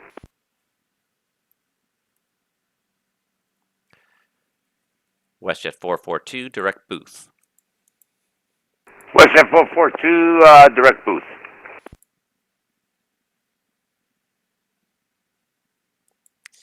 All right, now we got some stuff coming in. I think this guy's inbound to Vancouver, right? That's the guy who took off from Edmonton. Great, great, great. Love it, love it. Yeah, so what was I talking about? So I was talking about Randazzo and PMDG, and yeah, so they said that they were trying to kind of shift their social outreach, their customer outreach a little bit more, to be a little bit more proactive, try and be a little bit more in front of their customers. So they said that the live stream was a little bit of a test of that, to see how the customer base responded, to see if they could do it in a way that was organized and reasonable. I know that PMDG does kind of like to have a very what's the best way to say it here? But they like their forums to be respectful, and I appreciate that on the one level. The level of discourse that's available on the internet, when people just they don't look other people in the eye, the things that people are willing to say when they don't actually have to look the other person in the eye, sometimes it blows me away. And flight simulation, it's not unlike other communities. A lot of really nice people in this community, but then you get a few jerks as well that believe that they're entitled to everything. And, like, oh, Phoenix just released Block 2. Well, you should have the 321 out for me by next week. If you don't do that, then you guys are all jerks. And it's like, just be happy that these companies do what they do. They're mostly small companies. They do it because they love it. They do make money along the way, but they do it because they love it. Like, don't ride them so hard just because they don't instantly cater to your every need and whim. And that's a small minority of people, but boy, those people can be so loud sometimes. So I understand why PMDG has always kind of had a pretty solid grip over their forums. They do have a reputation for maybe not always answering disagreeable posts, and of course the rule that everyone has to sign the posts with their full name. But I like that. As much as everyone, well, not everyone, a lot of people kind of like, oh, those guys are jerks because they make everyone use their real name. It's like, when you start putting real names on there, you start to take a little bit more ownership of what you actually say when you put your name on there. If you just put some handle, I'm Fly Guy number 73, you feel like you can say anything, and a lot of people act that way, like they can just say anything at this point. So yeah. Anyway, so I think it worked out pretty well for PMDG. It looked like they had pretty reasonable control of their posts. Like they had an open comment window, and Randazzo was kind of reading it as it went by and trying to answer questions as they popped up. So it seemed like it went pretty well. They seemed pretty reasonably pleased with it. So I'm hoping it's something that they're going to do again in the future, to maybe be a little bit better at sharing information and maybe answering questions.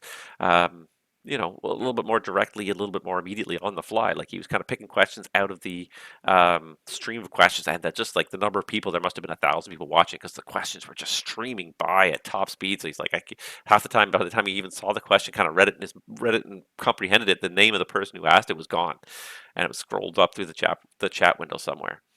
But I'm hoping that they're going to do that more in the future, though. It definitely seemed to go well for them, and there was lots of interesting little tidbits that he was willing to reveal through this live stream. So he talked quite a bit about the 777, some of the stuff that's in there, some of the stuff that's not.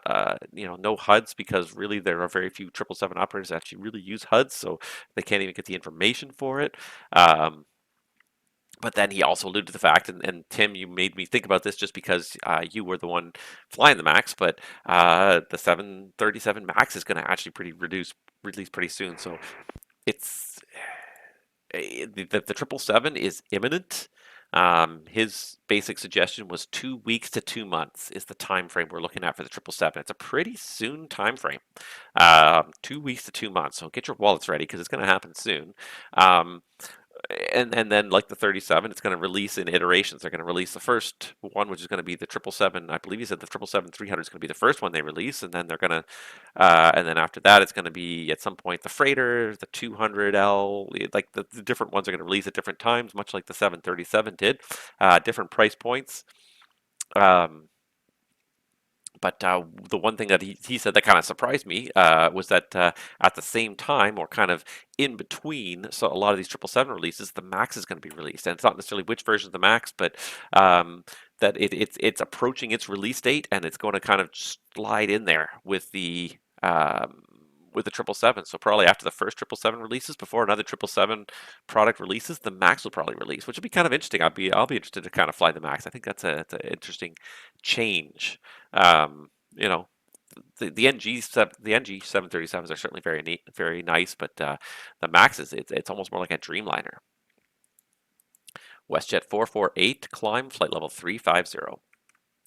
Flight level 350, WestJet 448. But it brings up all sorts of interesting questions, like, and then that's the MAX is not even their secret project. He alluded to the secret project. He wouldn't tell us what it was, but he definitely said it's something. It's coming. It's being worked on, and it's not that far away. It's going to be somewhere in the realm of when, by the time the last of the triples release, they could be potentially announcing their secret project. So there's lots of speculation, of course, about it. Vancouver Centre, good evening. Air Canada 227 at Kelowna, requesting IFR clearance to Vancouver. Air Canada 227 Vancouver, good evening. You're cleared to Vancouver via the Kelowna 8 departure. Radar vectors to booth, flight plan route, depart runway 16, squawk code 0606.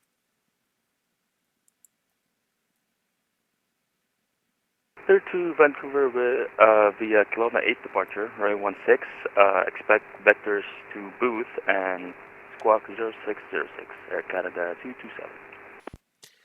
Air Canada 227, thank you. That readback is correct. Information in Kelowna is Papa. Pushback and startup at your discretion. Call me when ready for taxi.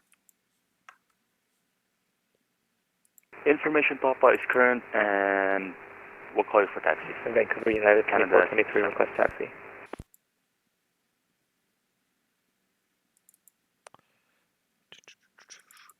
And United 2423 Vancouver, runway 26 left, information is Sierra, altimeter 3017.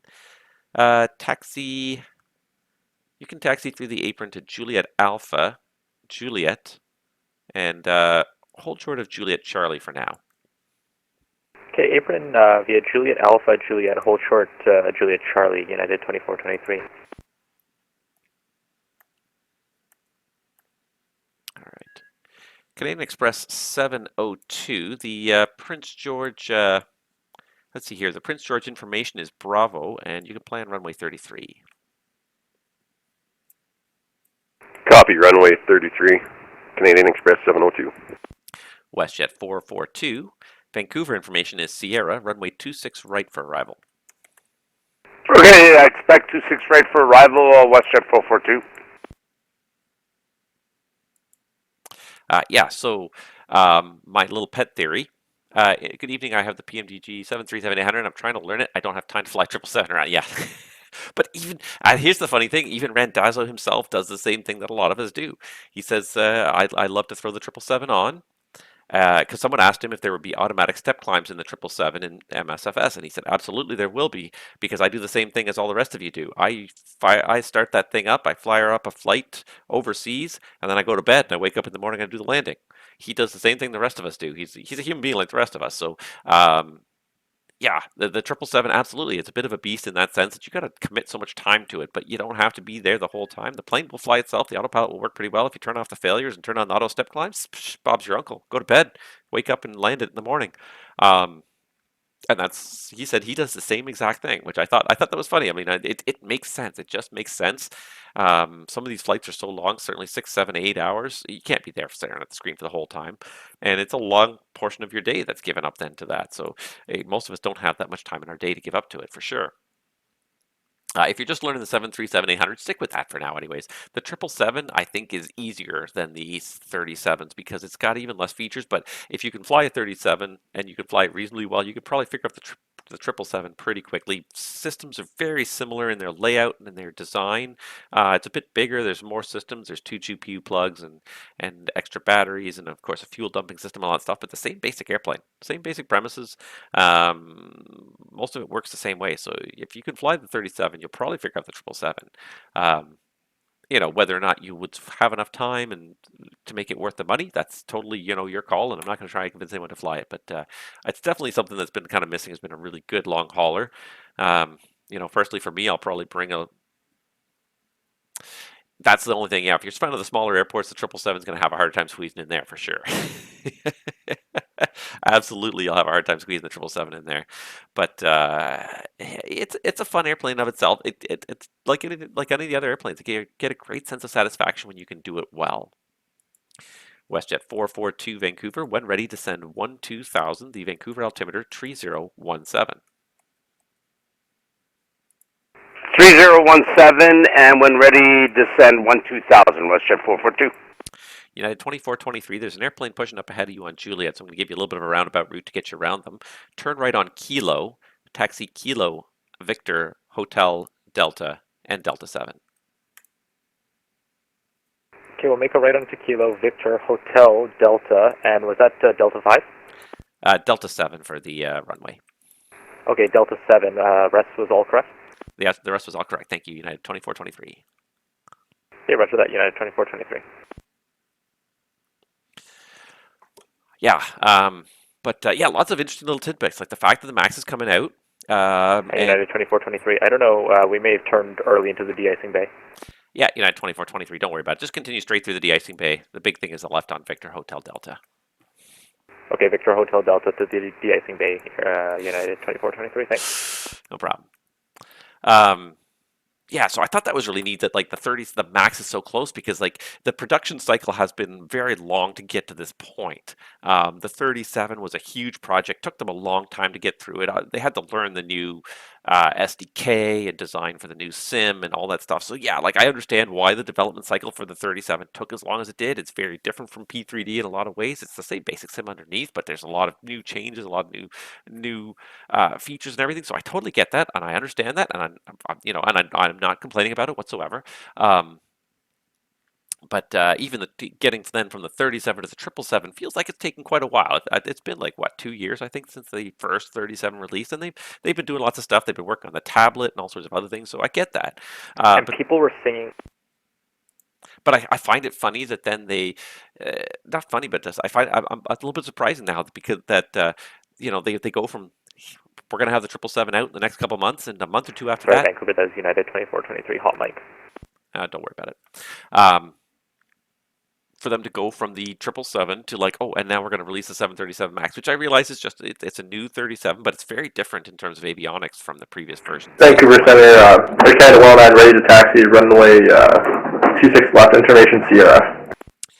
Air Canada 109 Vancouver, runway 26 left it is, information is still Sierra, and the altimeter 3017. Taxi Juliet, hold short hotel. Juliet, hold short hotel for Air Canada 109. Yeah, so for them to suddenly go from like, hey, here's a 777, and then a month later, we're going to have a different airplane. We're going to have a 737 MAX, which is it's a derivative of the 37, but it's different. It's definitely different from the 37. The screens are very different. The avionics are very different. The systems is similar, pretty similar. But yeah, I find it like that, and maybe hopefully that's a bit indicative of an increase in the rate of releases for the PMDG. Not that I can afford them to go any faster right now. I really couldn't afford it because I'm looking for I would like to get the MAX. I don't know. I think I would take the 777 over the MAX because it's very different from the 37-700 and 800. It's a very different airplane than the 777. But the MAX is different enough from the 700 and the 800. Do you still need a solution on the hotel? And Air Canada 109, nope, behind the traffic, you can taxi Hotel Delta 7. Hotel Delta 7 behind the traffic for Air Canada 109. Yeah, so I find it interesting that they're going to pick up this pace of releases. And he alluded to the fact that their secret project is well under development. It's not complete, but it's definitely in development. And chances are it's going to release before too long now. So it seems like the rate of development has really increased at PMDG. And he said themselves, like they've picked up a lot more staff. They've grown their development team a lot in the last year or so, which bodes well for all of us, except for our wallets. If they're putting out more products, we can't necessarily afford all these products. But anyway, so they alluded to the secret project. I am not convinced, but my current pet theory for a while, I was thinking it was going to be the 727 because it seemed like you really had an affinity for that airplane, and the 727 or the 757.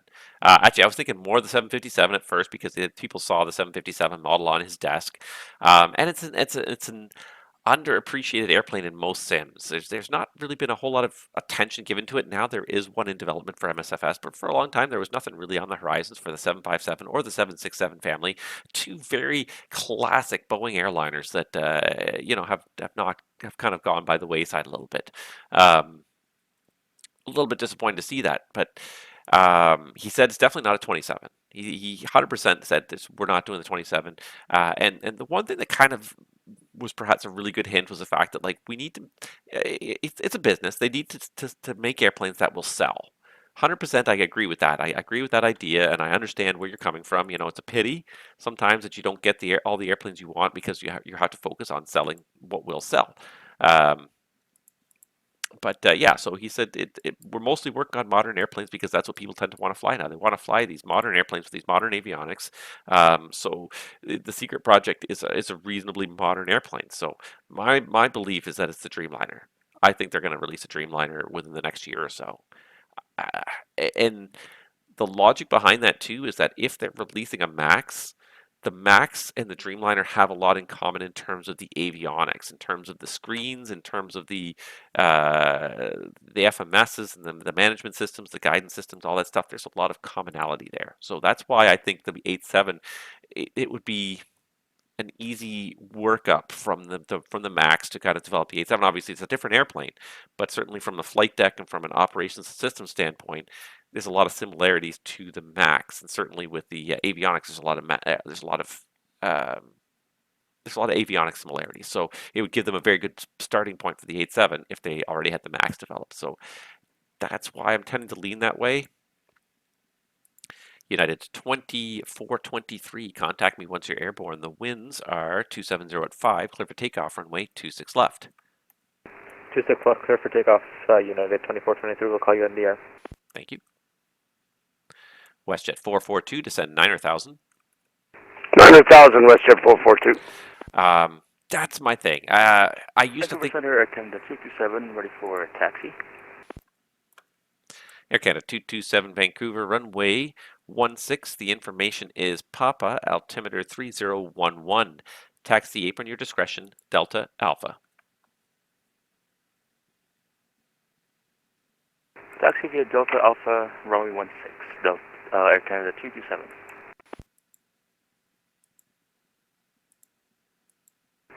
Center WestJet 448, we're going to hop off for the rest of the night. Thank you for your service. Have a good day.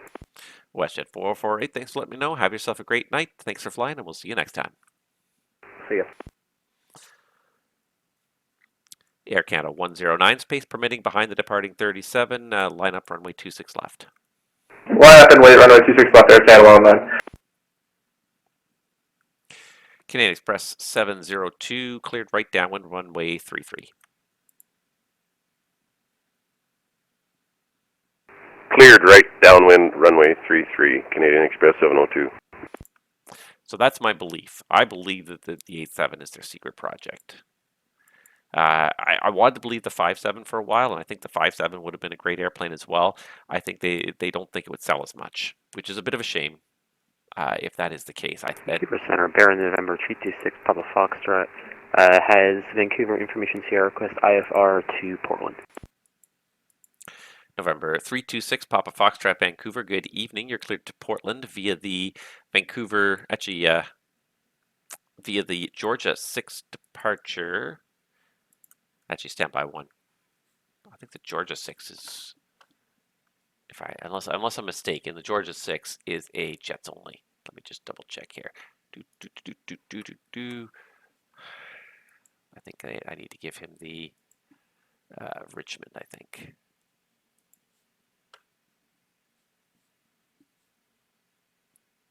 Yeah, Richmond 7. All right, my apologies. November 326 Papa Foxtrot, you're cleared to Portland. It's the Richmond 7 departure, and then vectors to Victoria, flight plan route. Depart runway 26 left, squawk 7447.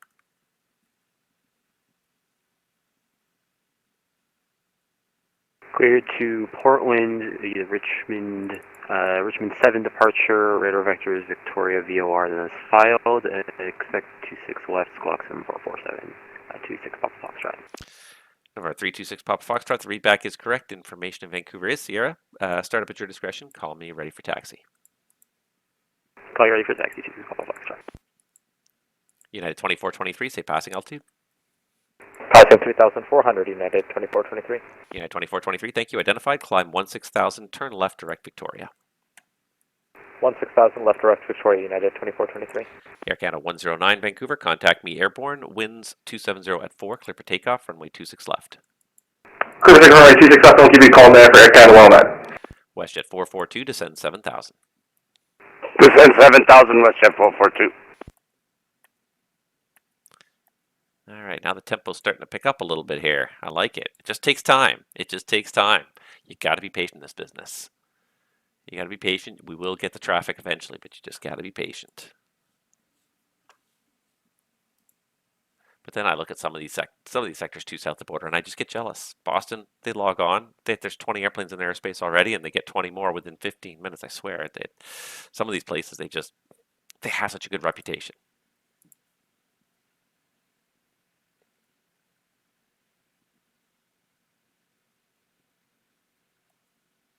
All right, so he's rolling. He's over at the shell. That's fine.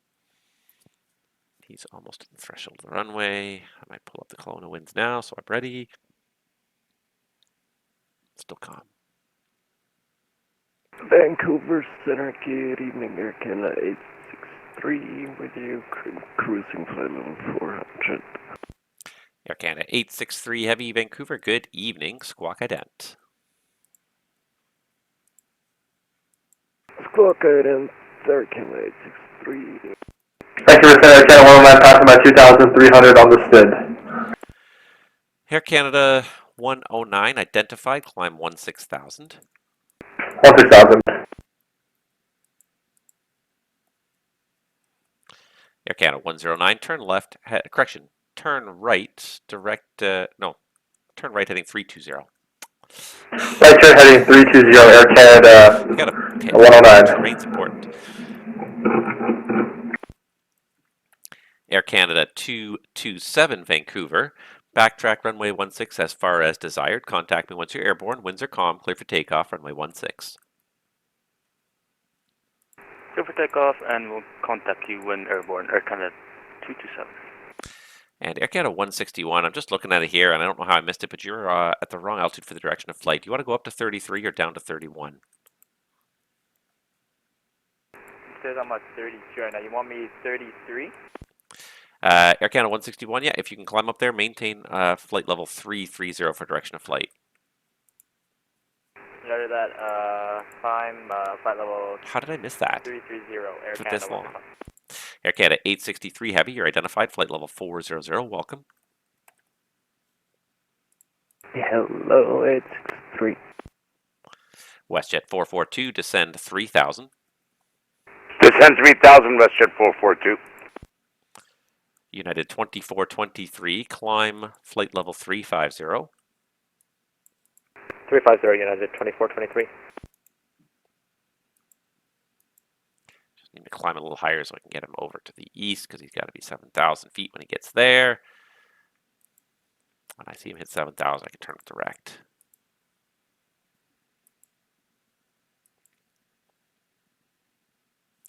right, so 227's taking off. Vancouver Centre, Air Canada 109. We're going to get a direct imagery.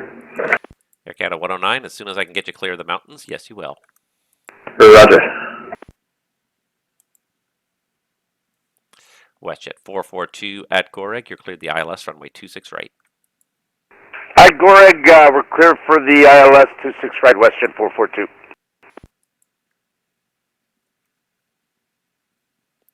Unless you want me to vector you into a mountain. I want to get into VATSIM, but I have to figure out holds. Yeah, holds are important, absolutely. You don't do them too often in VATSIM. Air Canada 109, turn right, direct Vidri on course. Right, turn direct Vidri on course, thank you. Air Canada 227 is airborne passing 2,300. Air Canada 227, thank you. Identified, climb flight level 240. Climb flight level 240, Air Canada 227. Yeah, what can I suggest for holds? They're not particularly hard, and most modern FMCs pretty much set them up for you, but basically the whole premise of a hold is, of course, you're just not making any progress, but you can't stop an airplane, so you just have to fly a racetrack. WestJet 165, flight level 360 over Matt, Gypsy with you, sir. WestJet 165, Vancouver, good evening. Squawk code, where did it go here? 3546. 3546, WestJet 165. Air Canada 109, continue climb, flight level 280. Continue up to 280, Air Canada 109. Yeah, I mean, all it is a racetrack pattern. Like the whole idea is you fly a straight leg, you fly a 180-degree turn, you fly a straight leg back the other way, you fly another 180-degree turn. That's all there is to it. And most of the FMSs, the 737 FMS will fly it. You just have to hit the hold button. Vancouver Centre, Baron, November 326, Papa Fox, we're holding short of Alpha or A taxi for departure. November 326 Papa Foxtrot. Runway 26 left. Information is Sierra altimeter 3017. Did you want to do an intersection departure from Alpha 2? Hold on, I'll get you the distance here in a second. If I can do it. No, I can't. And actually, I can't get you the 26. I can't get you Alpha 2, but from Hotel, 5,500 feet remains. Would that be sufficient for departure? That is sufficient, 26 Papa Foxtrot. All right, 326 Papa Foxtrot. Nice short taxi for you. Taxi Alpha Hotel. Hold short 26 left. Advise ready. Taxi Alpha Hotel, hold short 26 left, 26 Papa Foxtrot. Air Canada 227, direct booth on course. Booth on course, Air Canada 227. And WestJet 165, you're identified at flight level 360. Welcome. Air Canada 161, leaving my airspace to the east. The Edmonton Centre is not online. Switch to the on-route frequency. Surveillance service terminates. Frequency change approved. Air Canada 161, thank you for everything. Air Canada Express 702, are you turning the base now? Affirmative. All right, sorry, I can't get a sense of scale up there. It's so far out of the way there. Canadian Express 702, let me just pull it up here. The Prince George winds 280 at 7, Canadian Express 702, clear to land, 33. Clear to land, runway 33. Canadian Express 702. He's so far away from everything else that's happening in my airspace. All right, let's do this. Let's hand you off to Seattle.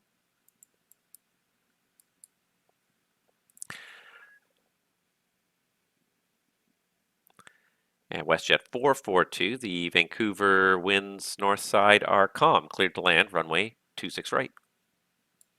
Clear to land 26 right, WestJet 442. United 2423, contact Seattle Centre now, 135.45. Good day.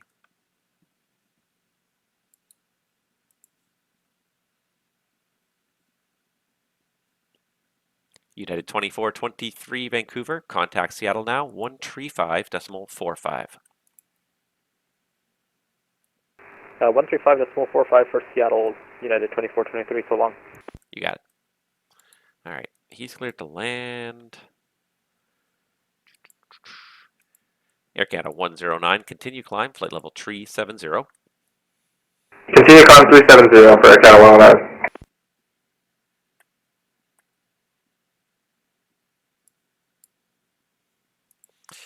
Air Canada 863 Heavy, the Vancouver information is Sierra, runway 26 right.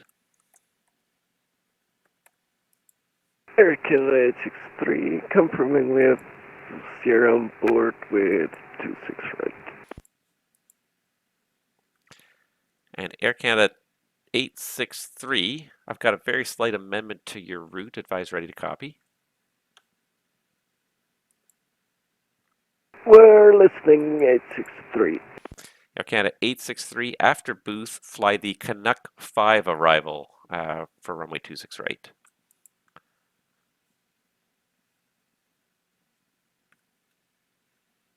Alright, after go for the Canuck 5 arrivals into Vancouver tonight and Air Canada 863 Heavy. Air Canada 863 Heavy, that is all correct. And when ready, descend, flight level 290. It's probably a little bit early still, but... And when we're down to 290, Air Canada 863 Heavy. Alright, he is on the climb out. He is just about touched down on the runway. There he goes. And November 326 Papa Foxtrot, are you ready? Affirmative, 26 Papa Foxtrot. 326 Papa Foxtrot, contact me once you're airborne. Winds 270 at 5 from hotel, clear takeoff, 26 left. Clear takeoff, 26 left at hotel, 26 Papa Foxtrot. Canadian Express 702, welcome to Prince George. You heading to the main apron there? Yeah, just anywhere would be fine. Canadian Express 702, next left on Delta, taxi Delta, and apron your discretion. Have a great night. Taxi Delta. Thanks. Canadian Express 702. Tama GT, good evening. Yeah, everything's going well. I hope life is going well with you. And the traffic's not too bad. It started out pretty slow. I started, what, an hour? Oh, an hour and 40 minutes ago. Geez, where does the time go? But yeah, the first 30 minutes was kind of slow. We had a couple of VFRs and not much else going on, but it's definitely picked up now in the last hour or so. It took a little while. It absolutely took a little while to get kind of going here, but that's always the way it is. No surprise there. Doing pretty nicely now. WestJet 442, welcome to Vancouver. Left on Mike 4, left on Mike, and where are you parking? We're going to take gate 17 if possible for WestJet 442. All right, WestJet 442, in that case, let's amend the tax instructions slightly. Mike 4, and then make it Victor Hotel Golf to get to gate 17. Okay, Mike 4, Victor Hotel Golf into 17, WestJet 442.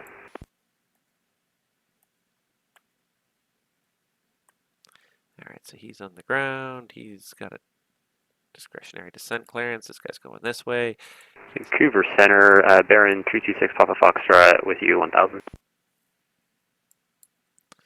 November 326 Papa Foxtrot, thank you. Identified.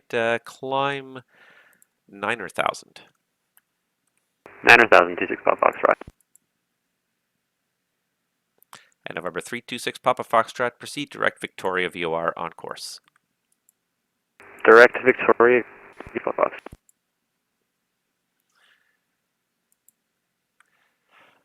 Yes, I'm going to be on for at least one more hour. Beyond that, I mean, I'm going to have to go to bed before it gets too late. So I'm going to say tentatively 4 Zulu, 4:30 Zulu at the latest. So if you want to come and do something and it's not going to be too long, I'm down. I will do what I can. Tim, did you ever get airborne? Let's see here. Are you airborne? You are airborne. ETA 4:30. So that's my target there. 4:30. At that point, I'm going to pull the plug by about 4:30. I have to be up. I don't have to be up too early, in all honesty. Let me think. Yeah, I can do that. I can do 4:30. That's about the end of it. So if that works for you, and if it doesn't, I'm sorry. You know, I got to get up at a reasonable time tomorrow. I'm even setting my alarm clock right now for that reasonable time. I do have to go to work, and I do want to hit the gym before I go to work, so I don't want to, you know, wake up like 30 minutes before work or anything. I want to have a little bit of time, go to the gym and have some breakfast. Air Canada 227 Vancouver. The information in Vancouver is Sierra. Plan runway 26 right for arrival. Sierra is current and plan for the 26 right approach. Air Canada 227. Now these guys are going to kind of cross paths here. I think it's going to be okay because he's kind of more southwesterly. So let's see what the closest they're going to be is. They're going to be 6 miles apart in 10 minutes. He's got a little bit of a wind behind him, I think, pushing him this way. We'll keep an eye on this.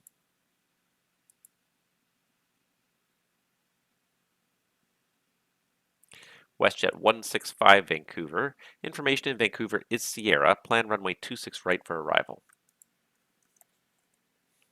Roger.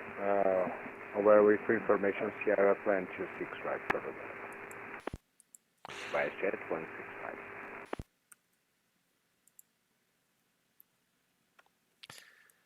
(326) Papa Foxtrot. Continue climb 12000.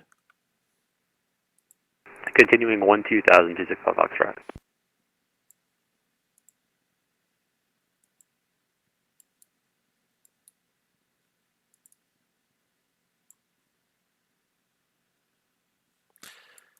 And November 326 Papa Foxtrot. Once you pass Victoria, looks like your flight is mostly eastbound thereafter. Did you want 11 or 13,000 after Victoria? After Victoria, 13,000 would be nice. 26 Foxtrot. All right, 326 Papa Foxtrot. Let's do that now. Climb 13,000. Up to 13,000. Also, I'll be going southbound mostly after that second leg. Yeah, I was looking at that. Even that leg appears to be more east than west, so I think odd is probably the correct direction. All right, up to 13,000 to 6 Foxtrot. Thank you. And if Seattle has a problem with it, well, it's not my problem anymore. That's true. All right, to 6 Foxtrot. It looks like it's more east than west. Air Canada 227 Vancouver, when ready, descend 12,000. The Vancouver altimeter 3017. Into 12000 when ready. Air Canada 227. All right, he's out of there. He's logged off of there. Yeah. I mean, they should be okay, but the fact that they're also approaching the same altitude makes me think. Air Canada 109. Vectors for traffic. Turn left 10 degrees. Turn left 10 degrees, Air Canada 109. Just preempt the whole thing. Just preempt it. Oh, who's this guy? Squawking 7,000 suddenly. Vancouver Centre, Kodiak, Golf Lima, Foxtrot, Sierra. Just overflying Crow Valley right now at 4,500. Golf Lima, Foxtrot, Sierra, Vancouver. Looks like it's giving you a new code now. Squawk 1222. 1222 Lima, Foxtrot, Sierra. We do have an arrival from the south here. Nice. Lima, Oscar, Lima. LOL. Uh-huh. Oh, Lord. Okay, who's this guy and when is he contacting me?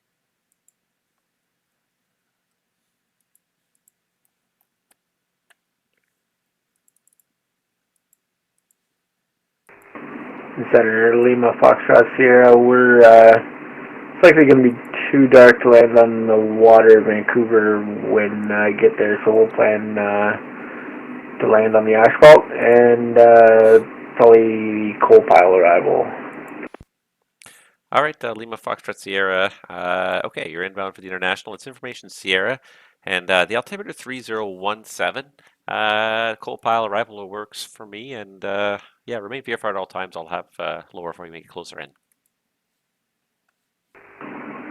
Roger, Lima, Foxtrot, Sierra. Vancouver 7, good evening. Charlie Golf Lima Oscar Lima 11500, descending 10,000. Golf Lima Oscar Lima Vancouver, good evening. You're identified, let's see here, information in Vancouver Sierra. We're landing west. Did you want, are you headed to the south side?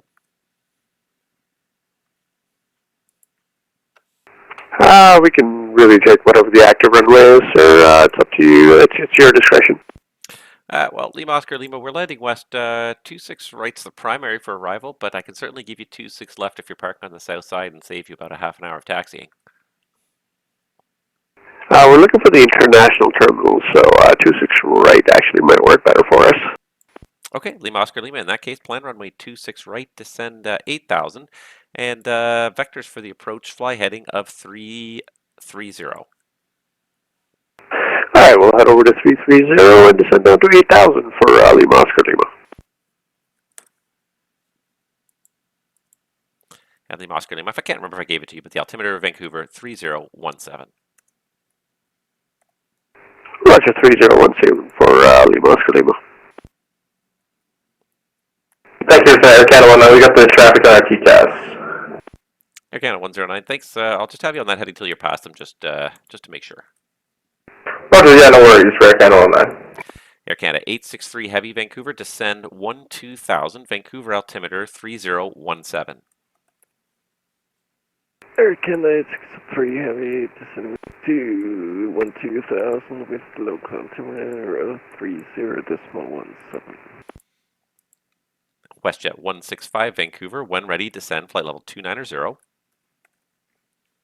Roger, I'm ready. Flight level 290, still 40 miles out of our descent. Thank you.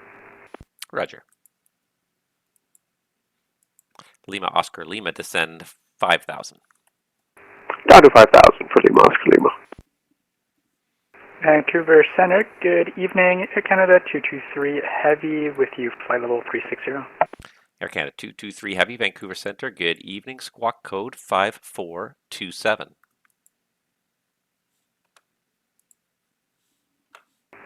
Five 427 for Air Canada 223.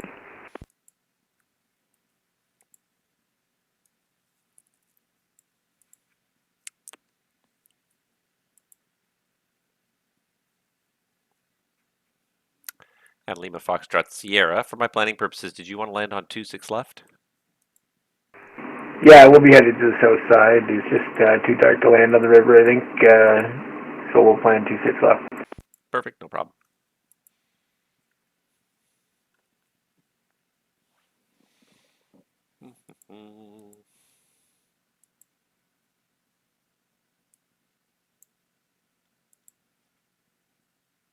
Lima Oscar Lima, turn left 10 degrees, descend 4,000. Over to 320 and 4,000 for Lima Oscar Lima. Air Canada 223, thank you. Identified, flight level 360. Information in Vancouver is Sierra. Plan runway 26 right.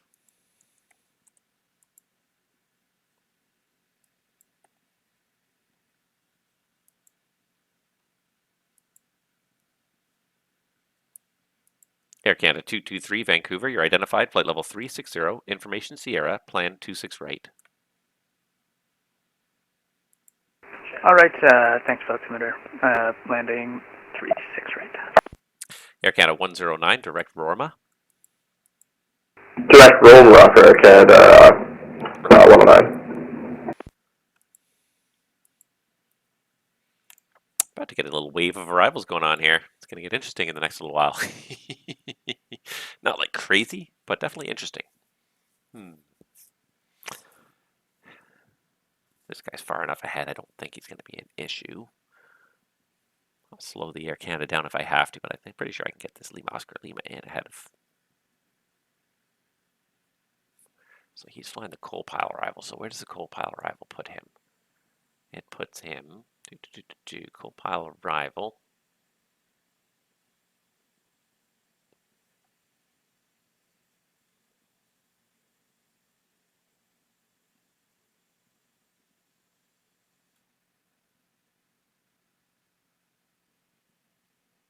Yeah, that's exactly where he's going. Okay, yeah. Okay, just making sure I know exactly what he's doing.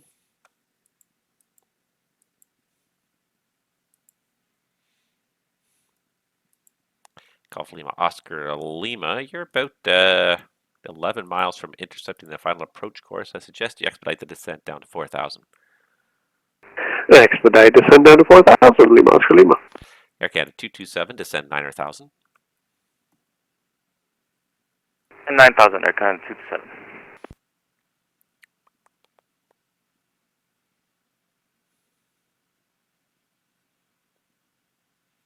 Air Canada 223 Heavy, when ready, descend flight level 290. When ready, descend 290, Air Canada 223.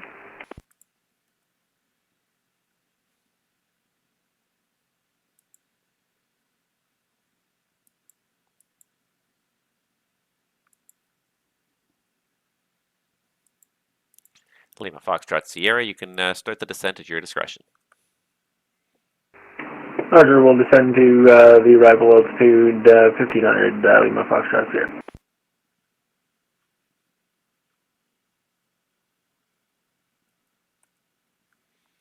Yeah, I think these guys will be fine for distance here.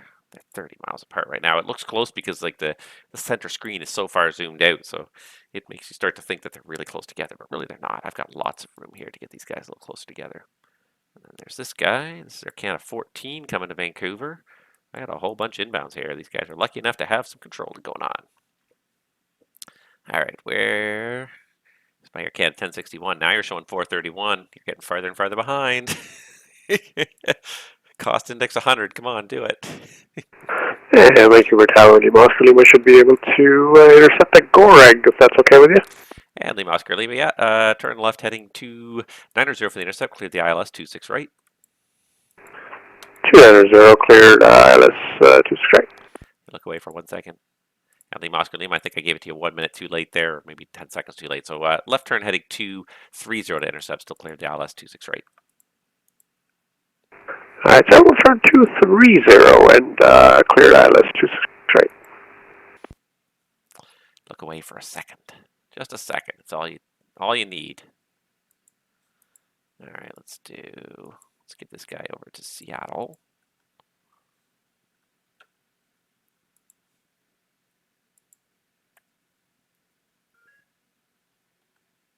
This is all not looking too bad out here, though. Okay, what did he say right back? You may represent a retrial. Can you say? What did he say? It says if you want to. November 326 Papa Foxtrot. Contact Seattle Center now 135.45. 13545. Thanks for helping. Catch them up. 265. And the other call for Vancouver Centre was not readable. Say again.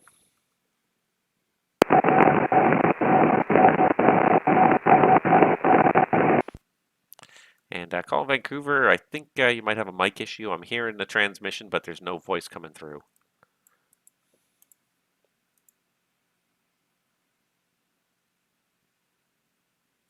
And Air Canada 14 Heavy mic check. Air Canada 14, I got you loud and clear now. Canada 14 Heavy, we're going to be with you on the Washington 6 370. Air Canada 14 Vancouver, squawk code 6704. 2704 Air Canada 14. Lima Foxtrot Sierra, you're clear to left base, runway 26 left. Watch out for traffic at your, let's call it about 130. Is a TBM on the approach to 26 right. No, Foxtrot Sierra, we're cleared left base 26 left, and we have TBM in sight on the approach to the parallel. Lima Foxtrot Sierra. Thank you. Lima Oscar Lima, thank you. Thank you for the approach there. The traffic is over at your, let's call it about 1030 for about 5 miles, is a Kodiak on a left base for runway 26 left. The winds are 280 at 3. You're clear to land runway 26 right. Clear to land 26 right, Lima Oscar Lima. We have the traffic in sight, sir. We'll maintain a visual. Thank you. Air Canada 227, descend 7,000. Send 7,000, Air Canada 227. WestJet 165, descend 12,000, the Vancouver altimeter 3018.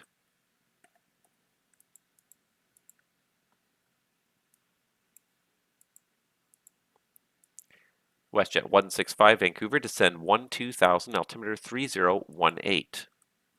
Roger, descend 12,000, altimeter 3018, WestJet 165. Attention all aircraft landing Vancouver. Vancouver information Tango now current. Altimeter in Vancouver 3018. Lima Foxtrot Sierra. Winds on the south side 270 at 4. Clear to land 26 left. Clear to land 26 left. Lima Foxtrot Sierra. Vancouver Centre, 326 Papa Fox, unable to contact Sales Center on 13545.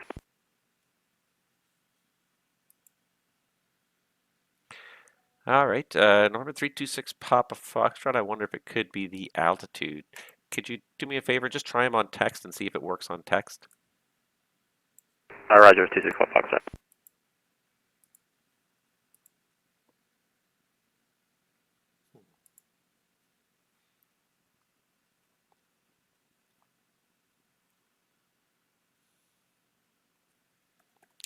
Air Canada 227, descend 3,000 at Goreg, cleared the ILS, runway 26 right. Set to 3000 and at Goreg, clear for the ILS 26 right, Air Canada 227. Parallel approaches between the TBM and the Kodiak. I love it. I love it. I couldn't work that out any better if I planned it. All right, these guys are fine. There's lots of distance between them. I'm not too worried about speeds. And I didn't... Air Canada 14 Vancouver, you are identified at flight level 330. And the information in Vancouver is now Tango. Plan runway 26 right for arrival.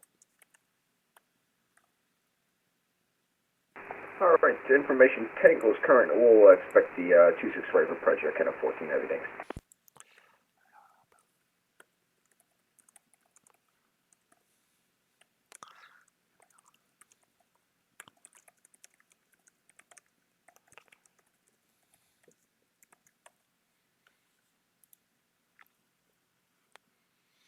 Let's see here.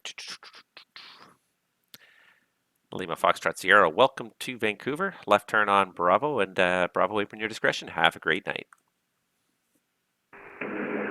Bravo apron my discretion. Thanks for the coverage. Lima Foxtrot Sierra. Lima Oscar Lima, welcome to Vancouver. And do you have a gate, I guess, for parking? Yes, sir. We're looking for gate 70 at the International Terminal. Lima Oscar Lima Roger. Let's see here. Turn left on Mike. Taxi Mike Papa to gate 70. Mike Papa over to 70. Lima Oscar Lima. Thanks for the great job tonight. No problem. Thank you for flying. Have a great night. All right. Let's see here. Runway assignment 26 left, and then I can. Vancouver Centre, I was able to contact Seattle Center over text. I'll try again over voice. 26 Fox. Yeah, I haven't had any issues with anybody going that way so far, but maybe it's just your altitude. Just you're a little lower because you're a prop instead of the normal jets we always deal with. Yeah, well, thanks for the help. 26 Fox. No problem. Have yourself a great night. We'll see you next time. You too. Air Canada 223 Heavy, when ready, Air Canada 223 Heavy, continue descent 12,000, Vancouver altimeter 3018.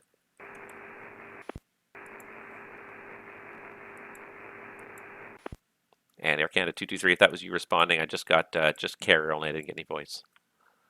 It was not, got stepped on. Canada 223, continue descent down to 12,000, and the altimeter is copied. Thank you. Thank you. All right, let's see, who else we got here? Okay, so this guy, how far back is he? He's got 220 miles to Powell alone. He is filed for the Whistler 6. Put him on 26 right, and it should Powell. Then it looks like it did Powell, Whistler 6 him. I'm not sure if Whistler 6 is appropriate for 26 right. Where's my Vancouver charts? We don't get a lot of arrivals from that direction. No, you could do, yeah, you could do it for 26 right. Whistler 7, there's two variations, east or west. Okay. Good to know, good to know. Let's see if there is a Powell Whistler 7 See this ILS 26 right. That's the one I'm looking for. Center, good Air Canada 248. Air Canada 248, Vancouver. G'day. Good day, Air Canada 248. We just requested the PVC through our FMC. I don't know if you got it. Negative. I did not get a request. Okay, we'll just pick up here. Again, 248 clears to Edmonton. Air Canada 248, no problem. You're cleared to Edmonton. Vancouver 2 departure. Vectors to Vidri, flight plan route. Depart runway 26 left, squawk 4040. I got 248 cleared to Edmonton, Vancouver 2 departure, flight plan route 26 left, 4040. Air Canada 248, thank you. That readback is correct. Information in Vancouver is Tango. Pushback startup at your discretion. Call ready for taxi. I will call for taxi, Air Canada 248. Air Canada 227, establish on the ILS. Air Canada 227, thank you. The Vancouver winds 270 at 4, clear to land, runway 26 right. Clear to land 26 right, Air Canada 227. And here comes WestJet 442's coming back at me here. He asked if I was going to be online for a little while longer. I said, yep. I'm definitely going to be online for a little bit longer, so let's do it. Let's do another one here.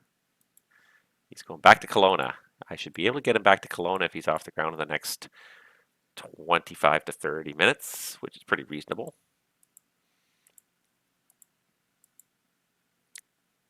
WestJet 165, what's your indicated speed in the descent? We are descent 259 knots. WestJet 165, increase speed 270 knots for now, please. 270. Air Canada 223 heavy, speed 270 knots or less. Decrease to 270 less, 223 heavy. Oh, here comes the I have a conflict. I've already resolved the conflict, but now it's going to beep at me for a while to remind me that I have a conflict. What am I looking for here? Canuck arrival. I don't believe there's any speed restriction. Vancouver Centre, good evening. American 175 Heavy, flight level 360. American 175 Vancouver, good evening. There is a 230 knots at stave. Okay, so I just got to keep an eye on the stave restriction here. Air Canada 863 Heavy, descend 9,000. Descending to 9,000, then Air Canada 863 Heavy.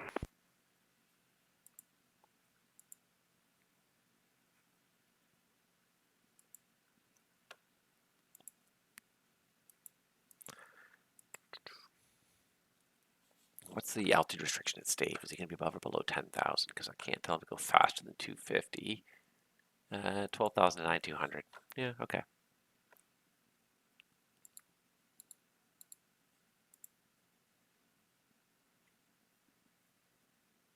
I'm going to keep the speed up for now, and then I'll slow him down as he approaches stave. I think I'll just manually control the speed, just be easier. Get 2 departures on the ground there. Nobody in Kelowna. Nobody in Prince George. I should probably take some of these out of my rotation. There's too much stuff going on here. This guy's going all the way to Vancouver Centre, WestJet 442, with Tango, looking for clearance to Kelowna. WestJet 442, Vancouver, good evening. Again, you're clear to Kelowna via the Vancouver 2 departure. Vectors to Janik, flight plan route. Depart runway 26 left, squawk code 6742. Okay, that's the Vancouver 2 departure, then Janik, and 26 left, and 6742 in the box for WestJet 442. WestJet 442, thank you. Readback is correct. It is Information Tango. Push and start at your discretion. Call me, ready for taxi. Call you when ready for taxi, WestJet 442.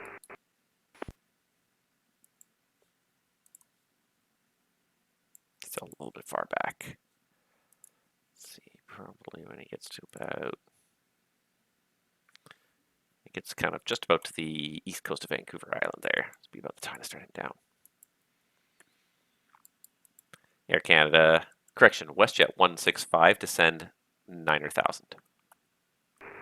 Send a 9,000 at WestJet 165. WestJet 165, thanks, and maintain speed 250 knots until advised. 250 knots for Air Canada, for WestJet 161. So what happens when we all fly the same multiple airlines? We all make the same mistakes. Air Canada, WestJet, United, whatever I am today.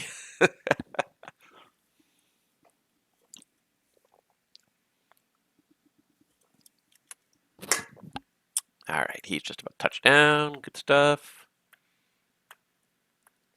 I can toss that in the bin. All right, I said I was going to close Prince George because I'm not getting any more Prince Georges here. I do have one guy going to Kelowna, so I will probably keep that open for him. But I don't need Prince George anymore. I don't see myself getting any more Prince George arrivals for now.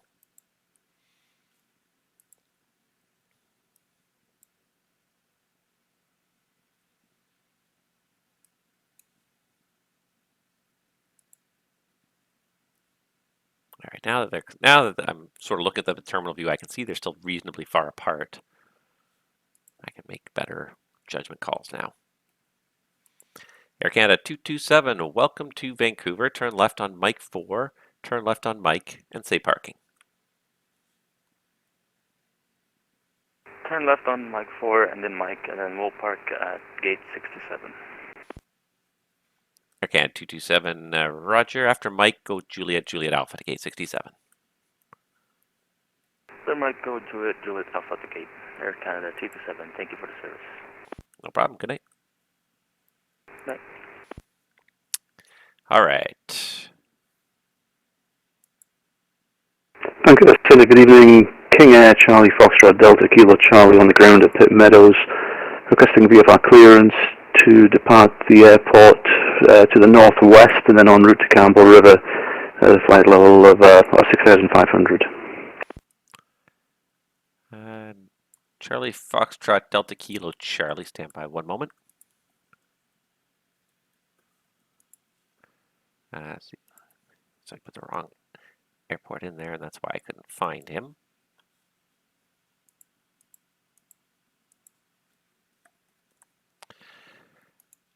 Air Canada 863 Heavy, descend 7,000. Descending to 7,000, Air Canada 863 Heavy. And let's see here. Delta Kilo Charlie, there you are on my list. Let's see, I don't have any weather for Pitt Meadows at the International. The winds are out of the west at about 5 to 8 knots. And the altimeter is, oh, I've lost it here. The weather feed's gone, but my backup says the altimeter is 3018 at the International. So just stand by 1 moment. I'll get your runway here in a second. Sometimes I'm not ready. Open. To IPK. All right, so for Delta Kilo Charlie, it's going to be runway 26 left for departure, and your squawk code is 1235.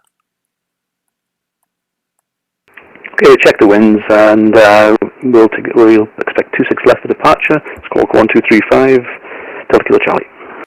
Delta Kilo Charlie, that's correct. When you're ready, you can taxi through the apron at your discretion, and Alpha, hold short 26 left, advise ready for takeoff. Okay, when ready, we'll taxi apron Alpha, hold short 26 left, and advise ready for departure, Delta Kilo Charlie. Air Canada 223, descend 9,000, speed 250 knots or less. Descend 9,000, speed 250 or less, Air Canada 223. Now I got lots of aircraft on the ground again here. Thank you for Air Canada 109, looking to switch over to advisory. Air Canada 109, that is approved. You've left my airspace to the east. Surveillance service terminates, and switch to the en route frequency. Have a great day. Roger, as well. Thanks for controlling. Good job. Thank you. Air Canada 109. Thanks for flying. Air Canada 863 Heavy, descend 5,000. Down to 863 Heavy. WestJet 165, speed 210 knots or faster. 210 knots, WestJet 165.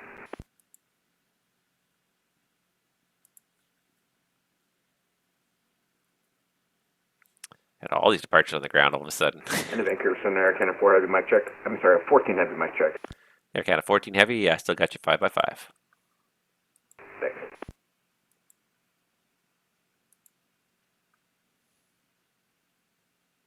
This guy's going to Vegas. All right. Lots of stuff going on here now.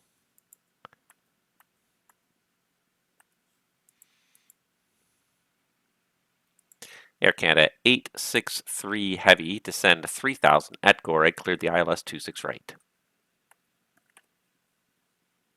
Air Canada 863 heavy down to 3000 at Goreg, clear for the ILS runway 26 right.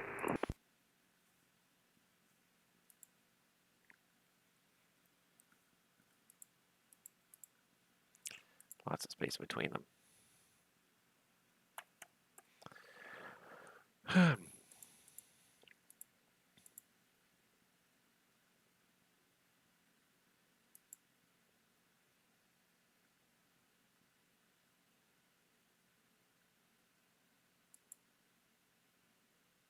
WestJet 165, descend 7000.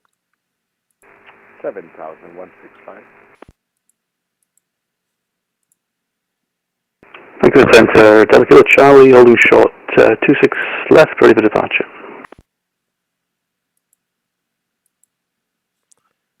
And Delta Kilo Charlie, line up runway 26 left.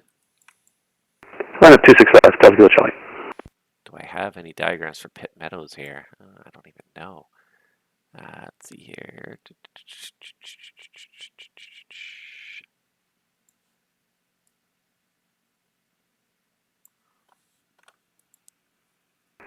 Centre 165, WestJet.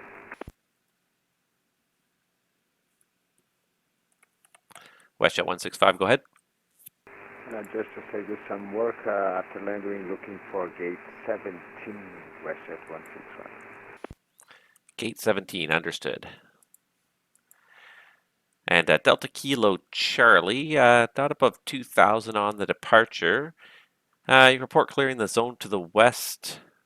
The international winds, 280 at 3, clear for takeoff, runway 26 left. Okay, we'll report clearing the zone to the west at about 2000, clear for takeoff 26 left, Delta Kilo Charlie.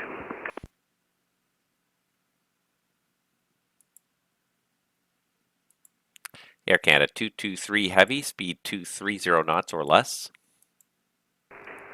230 knots or less for Air Canada 223. Air Canada 14 heavy, Vancouver. When ready, descend. Flight level 290.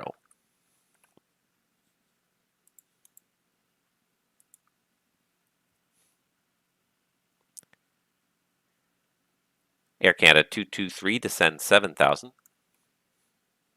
Continue descent 7000, Air Canada 223. Air Canada 14 heavy, Vancouver. When ready, descend flight level 290.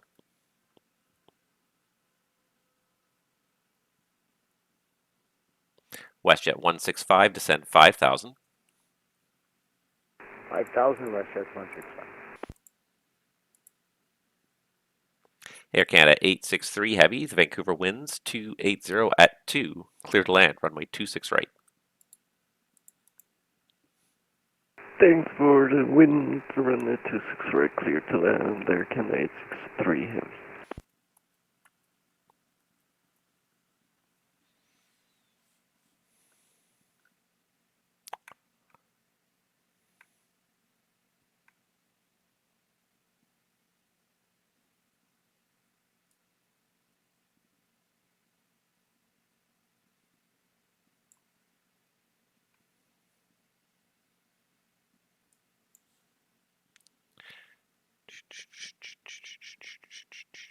I have boundary bay procedures, but I don't have procedures specifically for, that I can find anyways, that I can find for,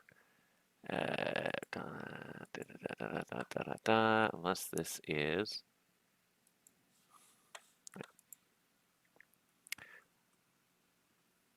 WestJet 165, descend 3000. 3,000, WestJet 165. WestJet 165, thank you. And at Gorek, you're cleared the ILS runway 26 right, speed 190 knots or faster for now. 190 or faster for now, and correct, clear ILS runway 26 right. Thank you. Air Canada 223 Heavy. It looks like you're a little bit off the course.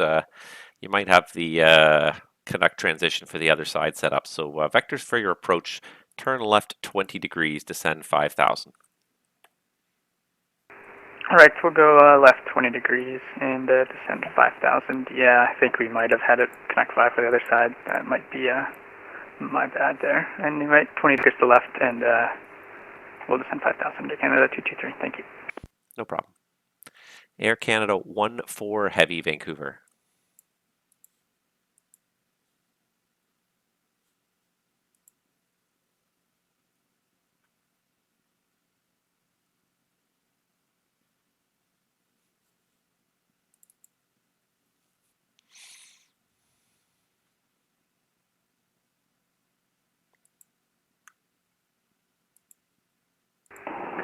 Air Canada 248, ready for taxi. Air Canada 248, Vancouver, thank you. Runway 26 left, the information Tango altimeter 3018. Taxi Juliet Hotel Delta Delta 7. Juliet Hotel Delta 7, Air Canada 240.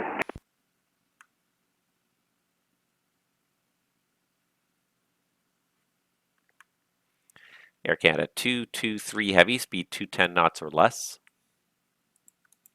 210 or less, Air Canada 223. Boy, too much time hunched over the screen here. Delta Kilo Charlie, Vancouver, say altitude. 2,000 feet for Delta Kilo Charlie and just leaving the zone to the northwest, Delta Kilo Charlie. Delta Kilo Charlie, thank you. Are you going to remain north of the Vancouver Harbour there? If yes, we'll be north of Vancouver Harbour, Delta Kilo Charlie. Pardon me. Delta Kilo Charlie, Roger. Altitude now, your discretion. You can climb to 6,500 whenever you're ready.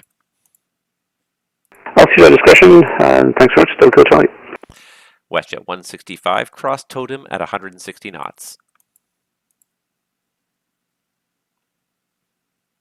Roger, toting at 160 knots. Vancouver Centre, Air Canada 725 on the ground information Tango, stand 15 Vancouver. Request IFR clearance to Las Vegas. Air Canada 725 Vancouver, good evening. You're cleared to Las Vegas via the Vancouver 2 departure. Radar vectors to Seattle, flight plan route, depart runway 26 left, squawk code 6250. Clear to Las Vegas is filed. YVR2 departure, runway 26 left. Squawk 6250, Air Canada 725. Air Canada 223, turn right heading 230 to intercept, descend 3000, cleared ILS 26 left. 230 to intercept, descend to 3000, cleared the ILS 26 right approach, Air Canada 223. And Air Canada 223, I realized as soon as I released the button I did say 26 left, but you are correct. You're cleared the ILS 26 right, and slow now to 180 knots or less. Alright, yeah, my bad. Decrease 280 knots, or correction, 180 knots or less, Canada 223. Air Canada 725, the readback is correct. Information in Vancouver's Tango. Push back and start up at your discretion. Call me ready for taxi. Roger, I'll call you back, 725. WestJet 165, Vancouver winds calm, clear to land, runway 26 right. Roger, clear to land 26 right, WestJet 165. Air Canada 863 Heavy, welcome to Vancouver. Continue left turn onto Mike, and where are you parking? Air Canada 863 Heavy, left on Mike, and wait, left, stand 51. Air Canada 863 Roger, for stand 51, taxi Mike, Juliet, and Juliet Bravo. Mike, Juliet, Bravo 2, stand 51, Air Canada 863 Heavy, thanks. Air Canada 14 Heavy, Vancouver.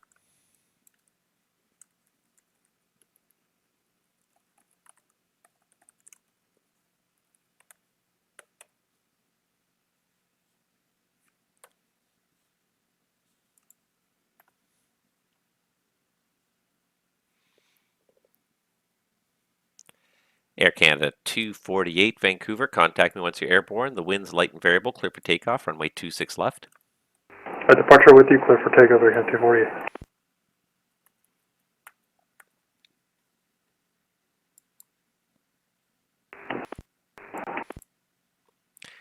Air Canada 223, cross totem at 160 knots. Totem at 160, Canada 223. Still got 4.3 miles. 4.9 miles. We're doing pretty good.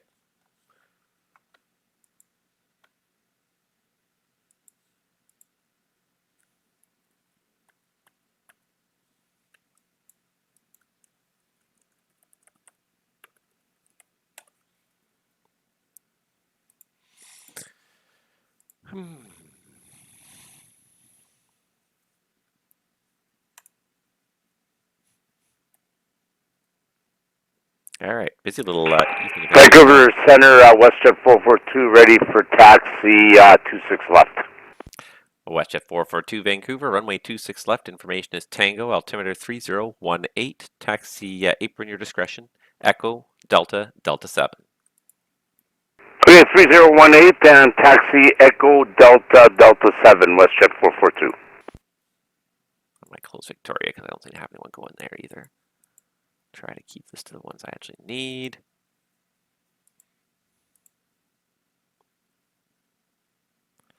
Air Canada 223 heavy. Traffic is 2 miles final. The winds are calm, cleared to land, runway 26 right.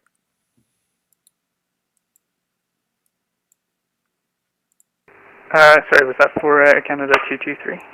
Air Canada 223 affirmative. Traffic's a 737 on about a 2 mile final. Winds are calm, clear to land 26 right. All right, clear to land 26 right, and we have the traffic and ahead of us in sight. Air Canada 223. Thank you.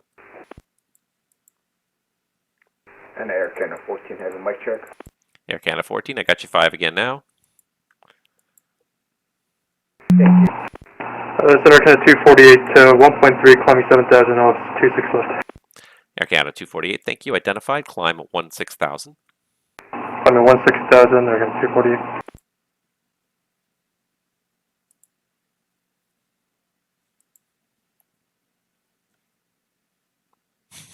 Busy little airport now, I like it. Look at all the stuff going on. I love it. It's busier than I was expecting. It's good. It's good. And Tom, if you're Tom and GT, if you're locked on somewhere, honestly, I don't even look at names most of the time when I'm trying to just control things. WestJet 165, welcome to Vancouver. Convenient left turn, Mike 4 if you got it, and say parking. We are going to gate 17. And that's right, you did say that already, didn't you? I'm so used to people not telling me. WestJet 165, thanks. Mike 4, Mike and Papa to gate 70. Or no, sorry, you said 17, didn't you? WestJet 165, I'm sorry, you did. You said 17. Taxi Mike 4, Victor, Hotel, and Golf to gate 17. Roger. Mike 4, Victor, Hotel, and Golf to gate 17. Air Canada 248, turn right heading 320. Right heading 320, sure, sir. Affirmative, 320, Canada 248. 320, Air Canada 248. There's the triple. Perfect. Perfect. It's looking good. The spacing was good. Wouldn't want it a whole lot closer than that, but that was good.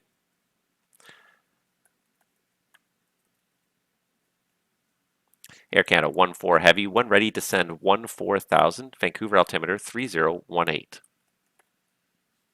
1 ready with the 9 to 140, Air Canada 14 heavy.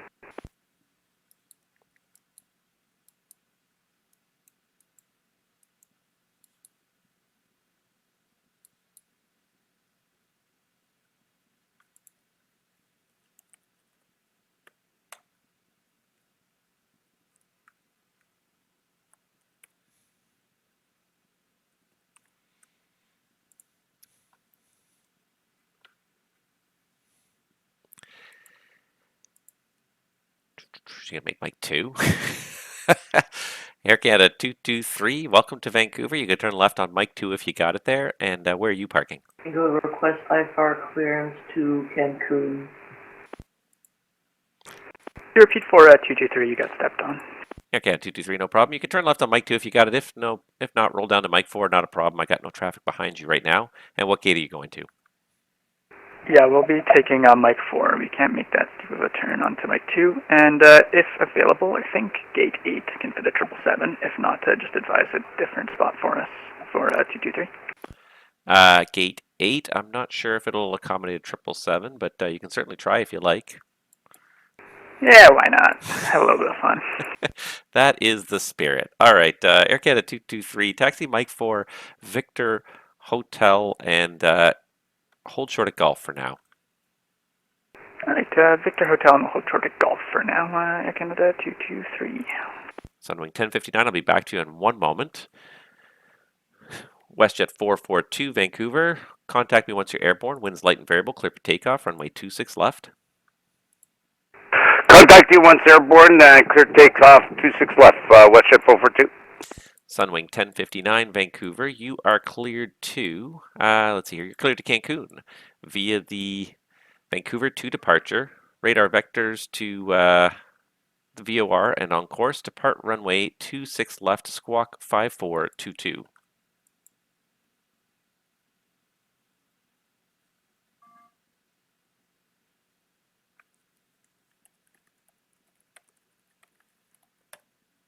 Sunwing 1059 is clear to Cancun via the Vancouver 2 departure.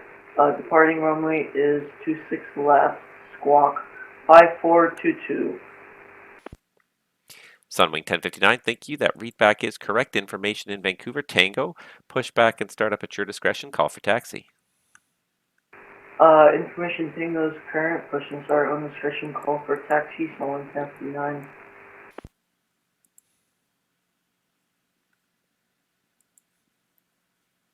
Vancouver Centre, Air Canada 725, ready for taxi.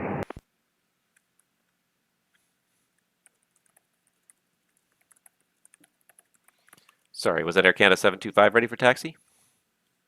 Affirm, 725. Air Canada 725, runway 26 left, information Tango, altimeter 3018, taxi apron, your discretion, Echo, Delta, and Delta 7. Echo, Delta, Delta 7 for 26725. Vancouver Centre, WestJet 442, climbing through 700 for 7,000. WestJet 442, thank you. You're identified. Climb 16,000. Climb 16,000, WestJet 442. Air Canada 248, turn left direct to, turn right direct to Vidri and climb flight level 350. Right direct Vidri 350, 240. Delta Kilo Charlie, Comox altimeter 3020. Welcome to 3020 for Delta Kilo Charlie. We're just leaving the Class Charlie zone to the northwest. Delta Kilo Charlie, Roger. Did you want a flight following on the flight over to, was it Campbell River? If flight following would be great for Delta Kilo Charlie. Delta Kilo Charlie, Roger. You can stay with me. WestJet 442, turn right heading 310. Right heading 310, WestJet 442.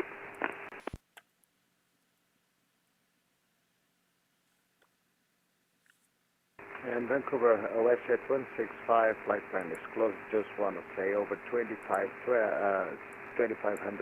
on VATSIM and eVol. I find you the best controller I ever seen in my life. Congratulations. So thank you and have a great evening.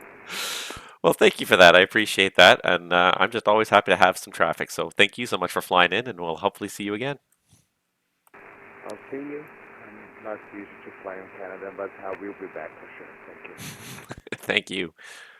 Not doing it perfectly because I missed Air Canada 248's turn there completely for a long time.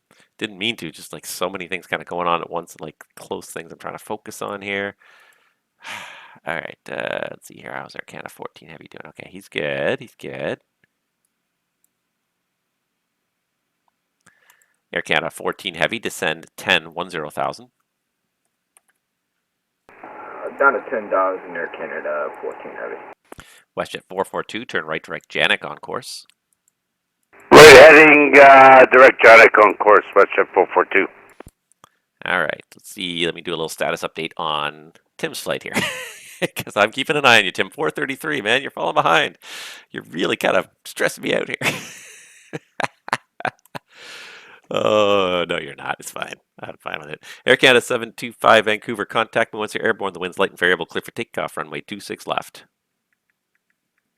Right, clear for takeoff 26 left and departure is this frequency 725. You got it.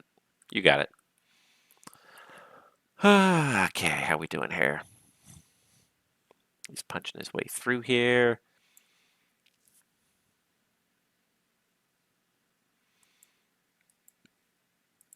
So I have a Comox terminal view. I imagine I must have a Comox terminal view. So let's put it after Vancouver here. Let's put Comox terminal view.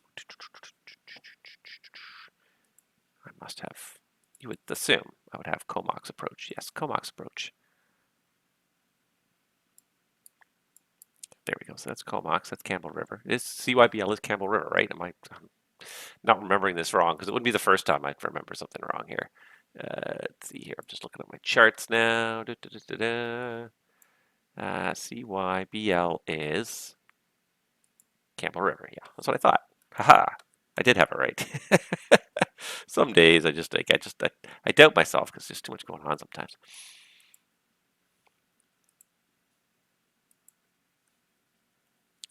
WestJet 442, continue climb, flight level 270. Continue climb 270, WestJet 442. And Air Canada 223. Looks like all the traffic's out of the way on the apron. I'll give you the easiest way in here. So continue Hotel Delta and Echo for gate 8. I was about to call you, but thank you. Hotel Delta Echo 4223 to gate. Thank you very much for the help. No problem. Thank you for flying. Just trying to get through all these things here. Yeah, always happy. Thanks for the ATC. Have a good rest of your night. Thank you, you too. All right, who's that? Center Air Canada 725, passing 2000.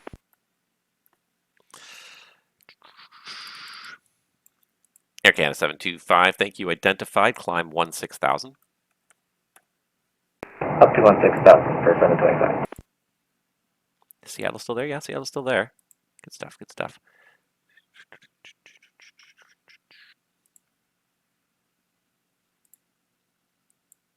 Air Canada 725, turn left, direct the Seattle VOR on course. Seattle VOR on course, 725.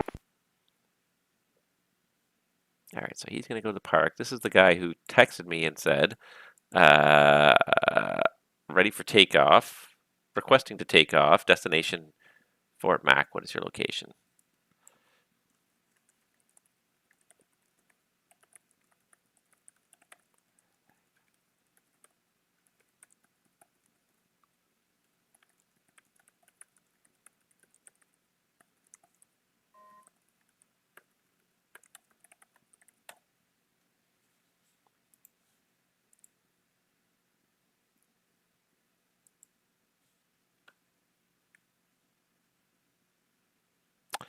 Okay, kind of 1435.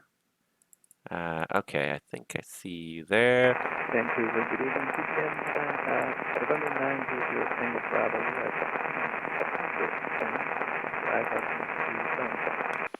All right, call in there. I think it was 900 Tango Bravo. Just stand by. I'll be right back with you a second.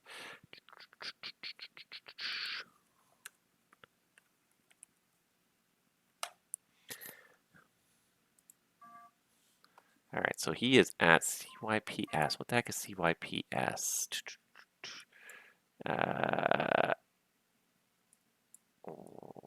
CYPS, because he was kind of like in the Kamloops area, but I don't know what CYPS is. So let's see if I can find it here. Let's just do this. CYPS.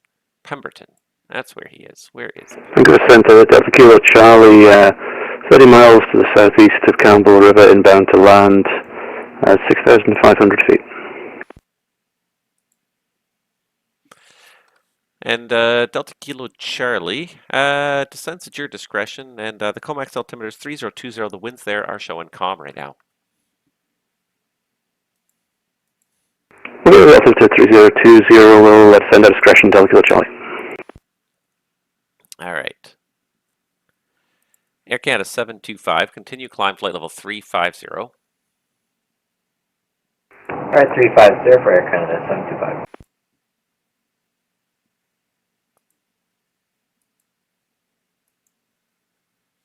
Where is it? There it is. There it is. Okay. All right. And November 900 Tango Bravo. So you're on the ground at Pemberton, is that correct? Hey, for 900 Tango Bravo. All right, November 9 Tango Bravo. I don't have an IFR departure for Pemberton, but you are cleared to your destination, Bellingham, via your flight plan route. You can depart the runway of your discretion, climb on course, maintain 3000 and squawk code 1504. Your clearance is valid now and cancelled if not airborne by 0415 Zulu. Departure, we're clear to Bellingham. I filed departure at our own risk, and the climb maintained 13,000, squawk 1504 for November 900. 900 Tango Bravo, that is correct, and your clearance is valid now, cancelled if not airborne by 0410 Zulu. You can switch to Unicom for the departure. Give me a call this frequency airborne. Understood, we'll do November 900 Tango Bravo. Air Canada 725, contact Seattle Centre now, 135.45. Good night. Switching to Seattle Center, Air Canada 725, see ya. And let's see here, Canada Virtual 1435, just confirm you can't receive voice.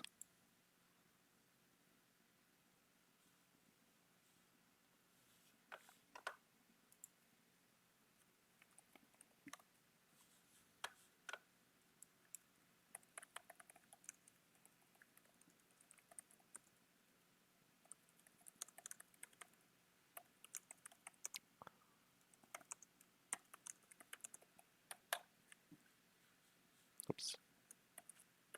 And Center Air Canada 1470. By any chance, are you getting our mode C? Because our VPI client is not showing us on mode C for you. Yeah, Air Canada 14, to me you look good on the mode C, not a problem. Alright, thanks.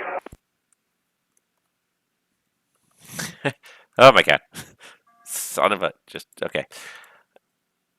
Air Canada 14 Heavy, descend 5,000.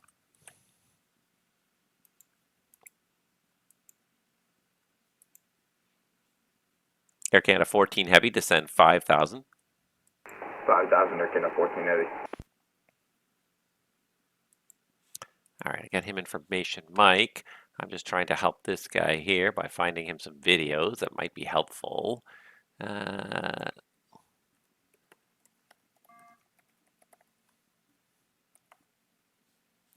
da, da, da, da, da, da, da, da.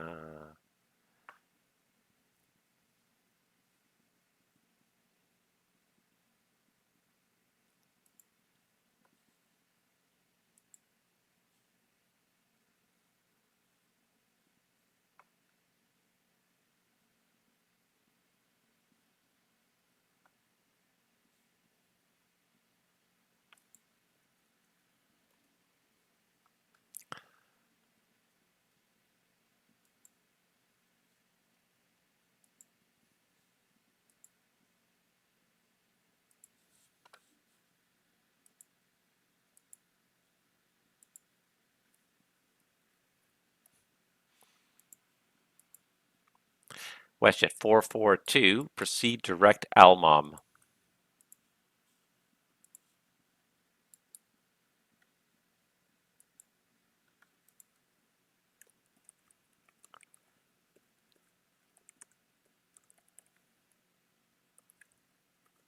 WestJet 442, Vancouver, proceed direct Almom.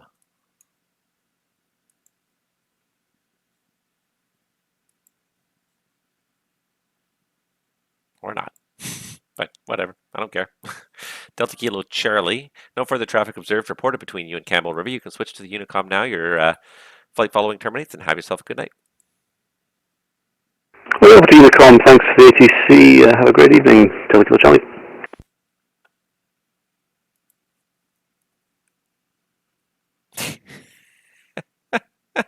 That is not really a good flight plan. Transport passengers to the neighboring city.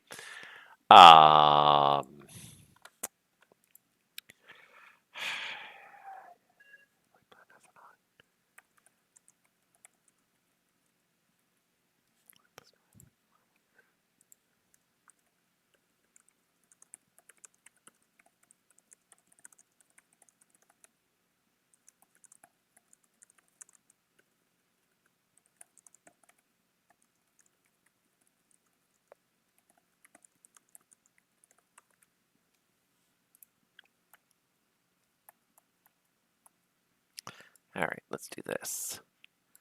Air Canada 1-4 heavy. That's a disregard.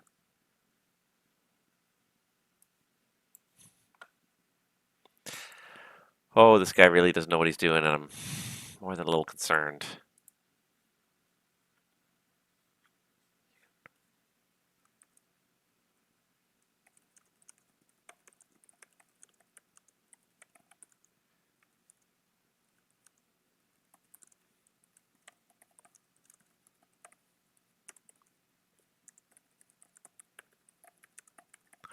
Air Canada 1-4 heavy, turn right heading 170, descend 3000. Oh, wait, right 170 and 3000 Air Canada 14. All right, this Air Canada 711 does not know what he's doing. He managed to file a flight plan to Fort Mac. However, it just says transport passengers. It's not actually like a valid routing at all, which is, I don't want to laugh. It just, he's going to be a challenge. He's going to be a challenge. There is no doubt about that.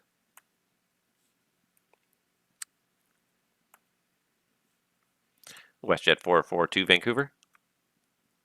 Go ahead, Vancouver, WestJet 442. WestJet 442, proceed direct to Almom. Proceed direct to Almom, WestJet 442. All right, he is straight into runway 09. And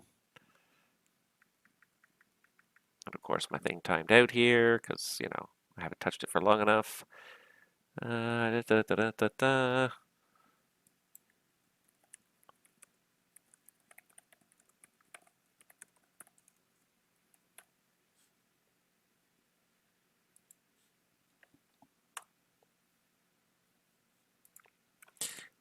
And Air Canada 514 heavy. I see you're in the turn there. My apologies. You're cleared the ILS runway 26 right. Clear ILS 26 right, Air Canada 14 heavy. Always a step ahead of you. I appreciate it. Too many things going on all at once here. I'm trying to look at 17 things at once. WestJet 442. It's still runway 16 in Kelowna. Information is Quebec. When ready, descend 4000, altimeter 3012. 3012, when ready, descend 14,000, WestJet 442. WestJet 442, when you're able, say your planned approach for Kelowna. I was planning on the LS Zulu for 16, Dapo transition. WestJet 442, perfect, plan on that. Roger that, WestJet 442. Air Canada 428, you're up at flight level 405. You're only cleared to climb to 350. Did you want a higher cruise?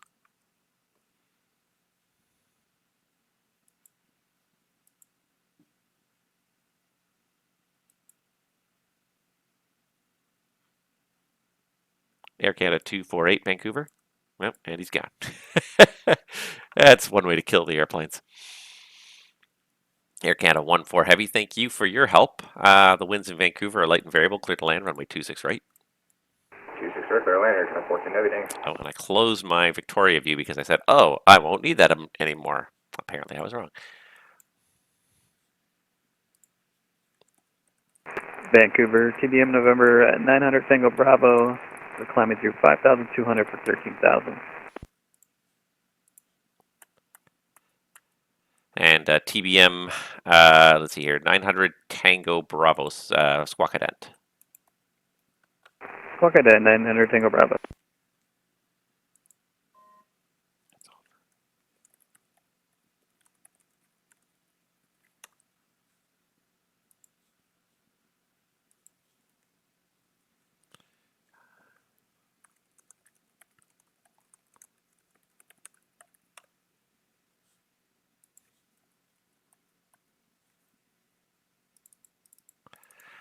November 900 Tango Bravo, thank you. You're identified. Continue climb 13,000 and direct Pitt Meadows. Alright, we're climbing to 13,000 direct Meadows for November 900 Tango Bravo.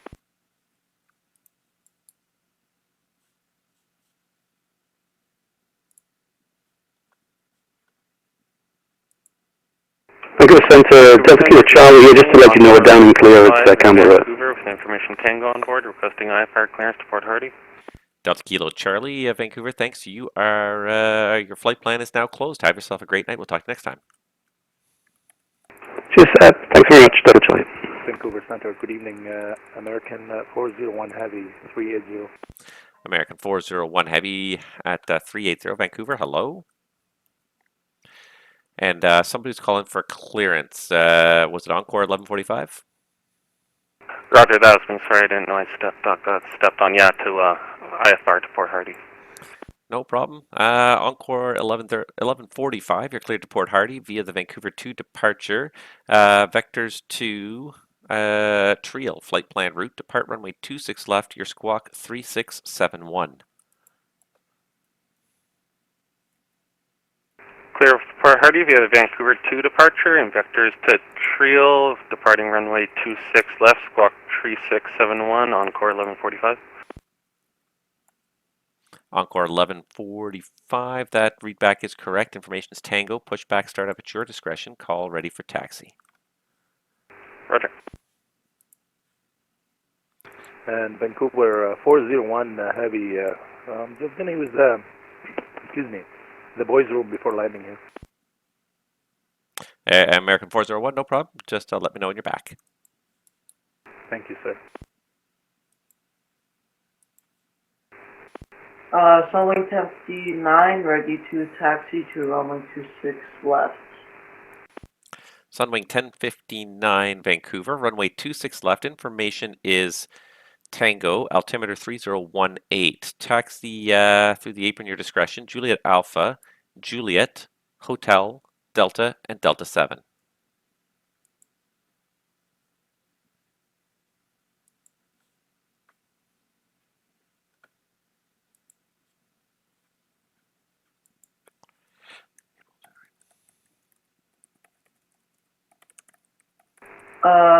Taxi via Juliet Alpha, Juliet, Hotel, Delta, Delta 5. Information Tango is on board, Sunwing 1059. Sunwing 1059, Rich.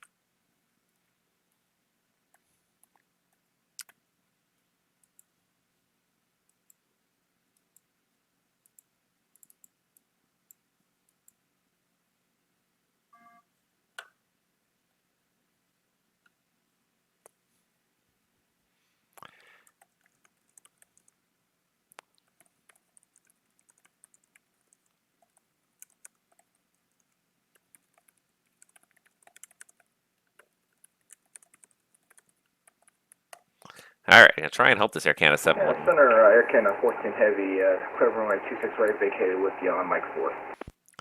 Air Canada 14 Heavy, thank you. Turn left onto Mike, and where are you parking? Stand 57 for Air Canada 14.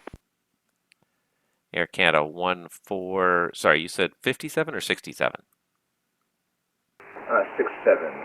67, okay, perfect. So Air Canada 14, turn left on Mike, just hold short of Juliet for a moment. Left on Mike, hold short of Juliet, Air Canada 14. And Vancouver 401 Heavy is back in the cockpit, sir. American 401, thank you. WestJet 442, descend 9,000. Descend 9,000, WestJet 442.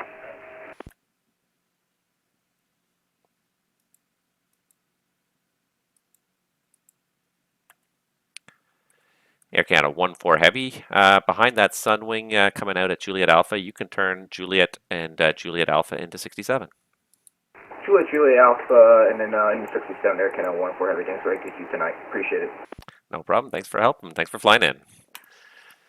Making my life a little bit fun. Okay, and this guy, where's he going? He's going...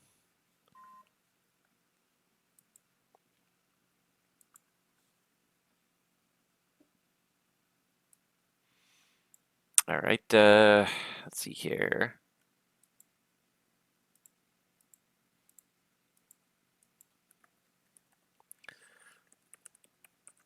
Info, runway 09, info, Mike, squawk 1235.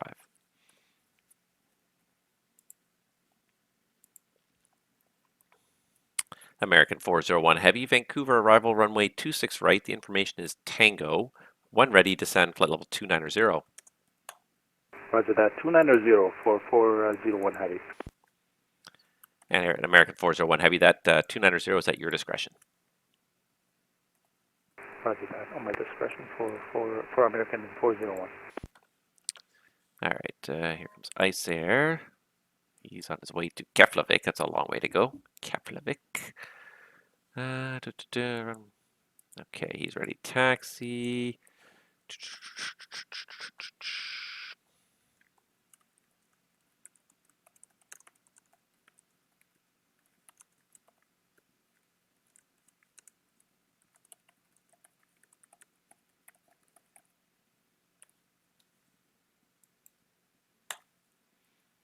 All right, runway 09, information tank, altimeter 3018, taxi golf, echo, hold short, and advise ready.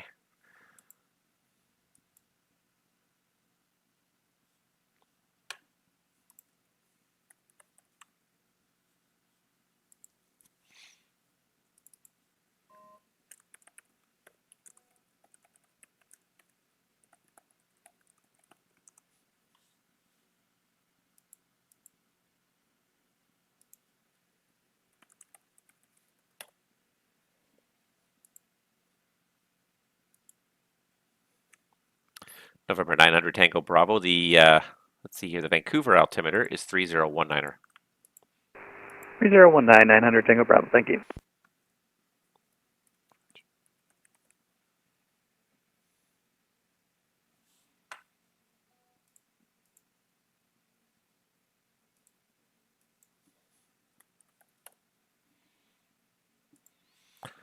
November 900 Tango Bravo. Bellingham winds are calm right now. The altimeter is 3019.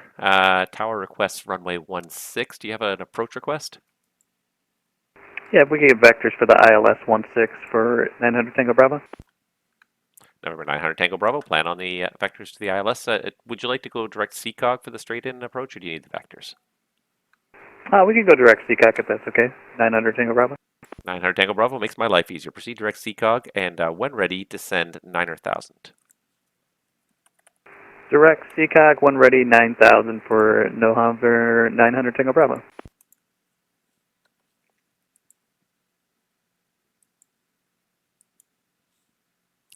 All right.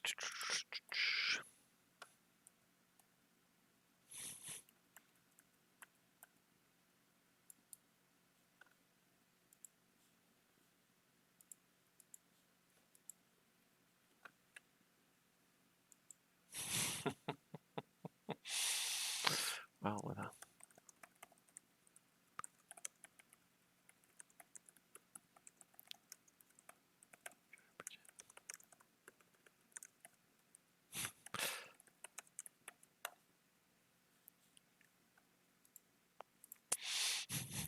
he says the only thing I can do well is program the autopilot. Oh.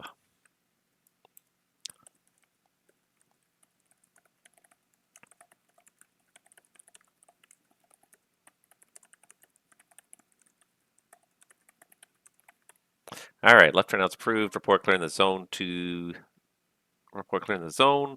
Winds light and variable clip takeoff 09.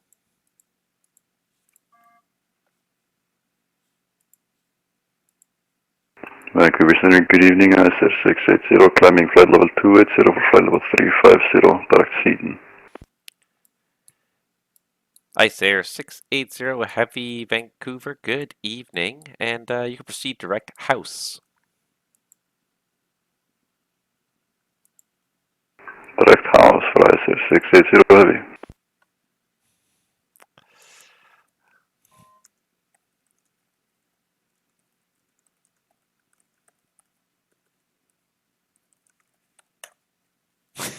He said it's his first flight in the 737, so I said I cleared lots of space around him.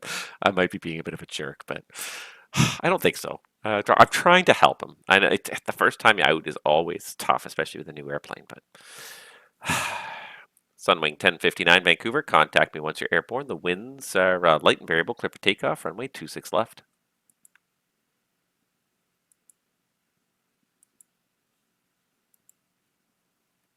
or not.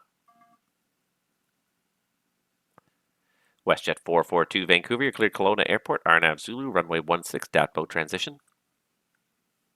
Arnav Zulu, or not the ILS for 16 WestJet 442?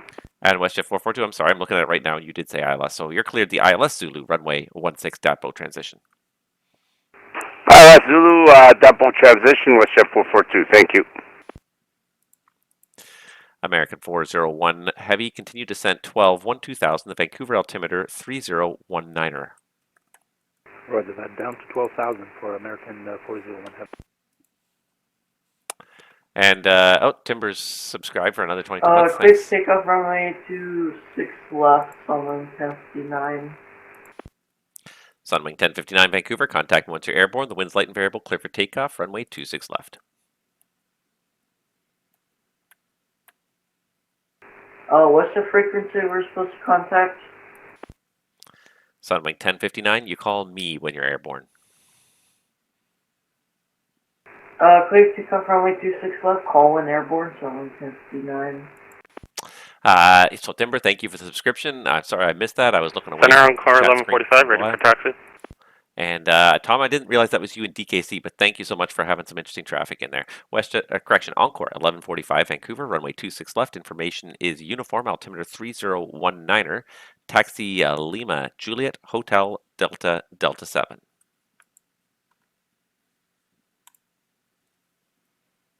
I'll grab uniform, altimeter 3019er, Lima Juliet Hotel Delta Delta 7 for 26 left, Encore 1145. You know, it's starting to get a little... And Center November 900 Tango Bravo, we're leaving 13,000. November 900 Tango Bravo, thank you very much for the report. Descend 7,000. Down to 7,900 Tango Bravo. Yeah, so Thelma, thank you so much for that flight with DKC. I didn't realize that was you. I'm sorry. And the voice was it was in my head. I'm like, I know that voice, but I didn't look at the name, and I'm sorry. But thank you for providing something interesting and different for me to look at too. I really do appreciate the VFRs because it changes things and it makes me have to think differently. And I'm really trying to help work with this Air Canada 711. I'm going to hopefully try and get him off the ground.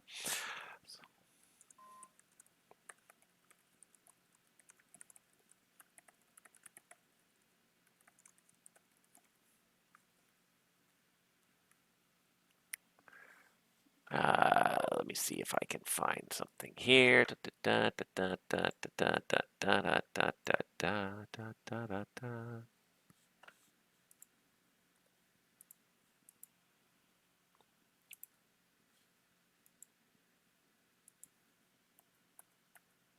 All right, zone is clear.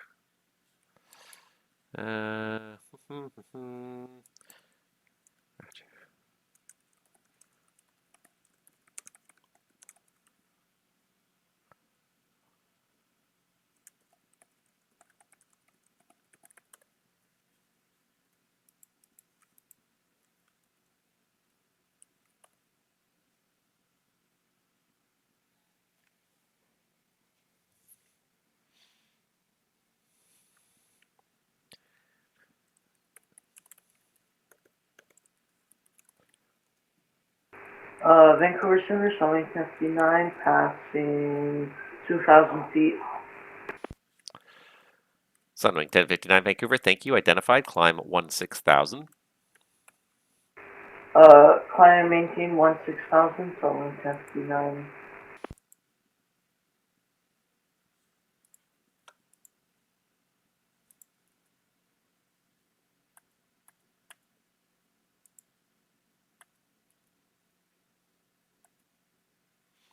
All right, we're going to start to wrap this up soon. Tim, where are you? Is this you? There you are. You are lucky I like you, my friend. Sunwing 1059, turn left heading 170. Turn left heading 170, Sunwing 1059. And all of these other lucky people are also lucky I like you, otherwise I would have probably turfed them all to Unicom a while ago. Okay. November 900 Tango Bravo, descend 5,000. Down to 5,900 Tango Bravo.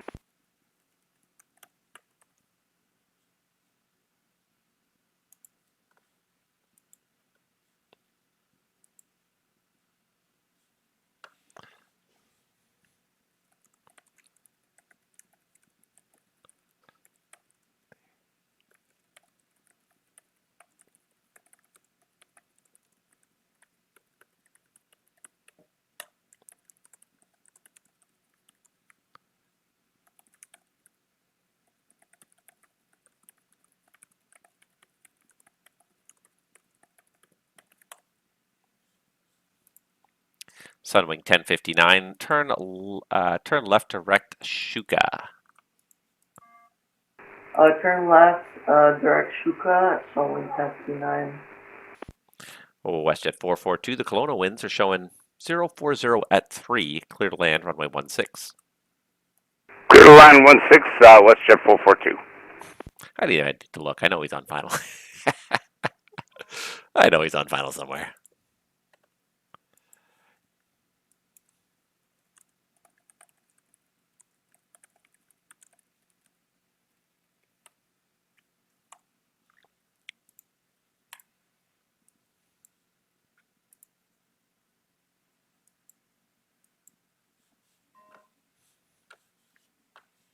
Let's see here. Where's my charts again? 1 Romeo Lima. So Point Roberts Airport, which I assume is going to be on Point Roberts on the American side. Ah, yeah, there it is. Yeah. Okay. And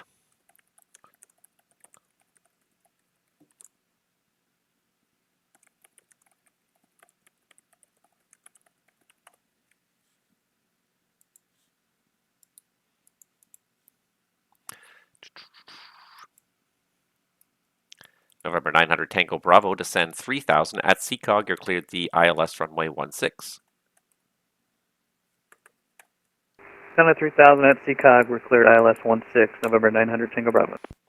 November 900 Tango Bravo, thanks for port passing Seacog, please. Loco 900 Tango Bravo.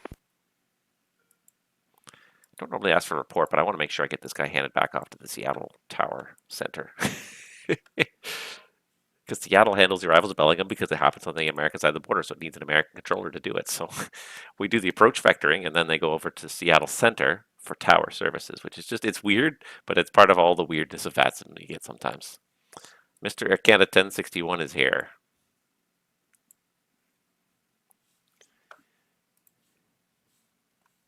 You're paying in subscriptions.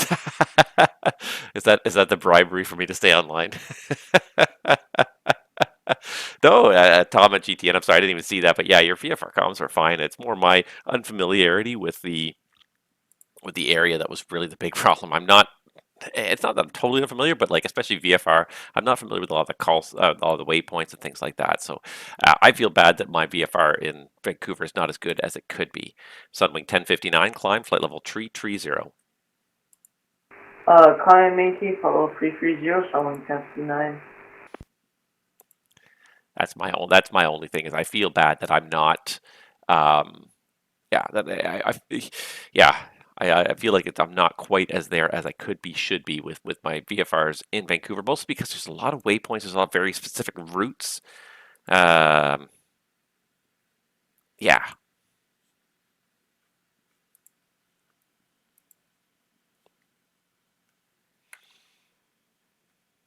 Let's see here. Vancouver Centre, Canada 1061 information uniform. We're flight level 198 for 12-1-2000. Air Canada 1061 Vancouver Centre. Very good evening to you, sir. Information is uniform in Vancouver, altimeter 3019er, descend 10,000, plan 26 right. 10,000, 26 right, Air Canada's 1061. So nice to hear your voice. I'm trying to get this Air Canada 711. I told him where to find free charts, so I'm trying to help him out, and I'm just, I would like to help him out, but I feel like he's going to be more work than I can handle.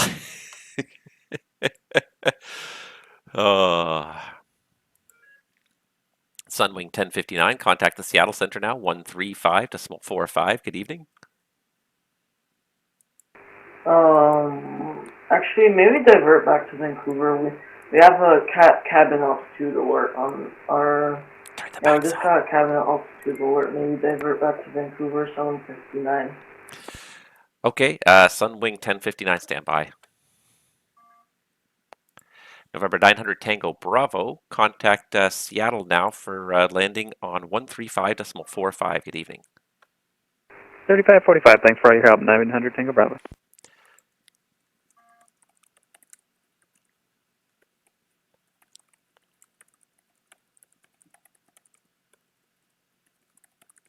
Center, Encore 1145, ready for departure, 26 left. Encore, let's see here, Encore 1145, Vancouver, contact once you're airborne, the wind's light and variable, clear for takeoff, 26 left. Call back when airborne, clear for takeoff, 26 left, Encore 1145. Okay, so now I gotta get Seattle to send me back Sunwing. Air Canada 711.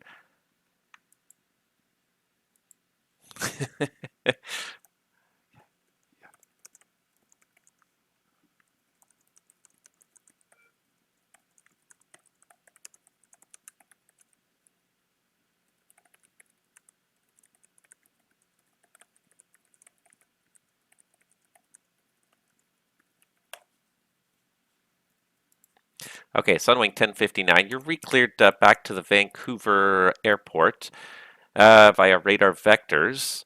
Descend 5,000, turn left heading 360, plan 26 right.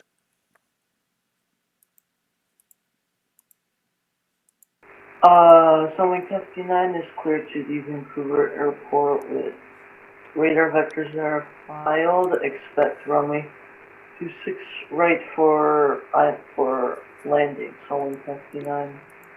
Sunwing 1059, that's correct. Fly heading 360, descend 5,000. Fly heading 360, descend 5,000 feet. Sunwing 59. WestJet 442, welcome to Kelowna. Turn right on Charlie if you got it, and straight into the apron. Have yourself a great night, sir. We'll see you again next time. Cleared Charlie to the apron, and thanks for your service. Great ATCing. Until next time. WestJet 442. Good night. Vancouver Centre, American 175 request, flight level 380.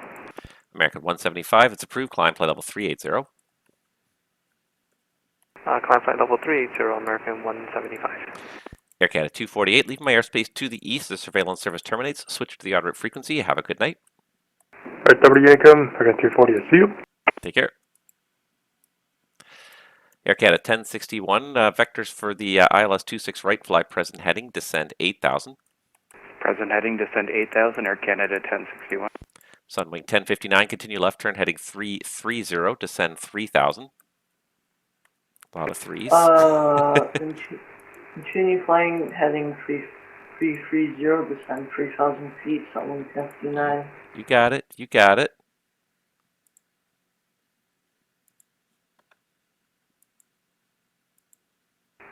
Center, Encore 1145 is airborne, climbing through 1,700 for 7,000.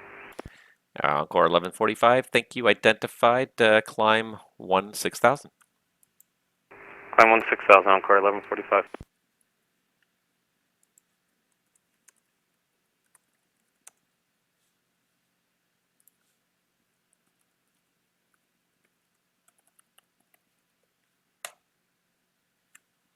All right, let's see if Air Canada 711 can find me here.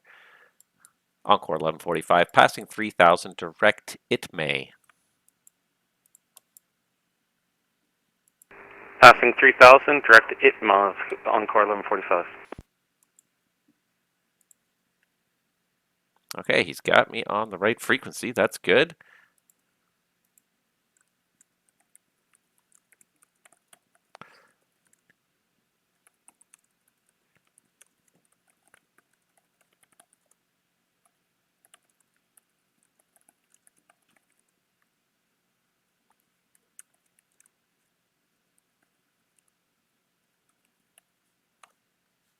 All right, so 26 left. Vancouver 2. Maybe I'll help him enough to get him airborne here. I hope. Sunwing 1059, fly heading 290 to intercept, cleared ILS, runway 26 right.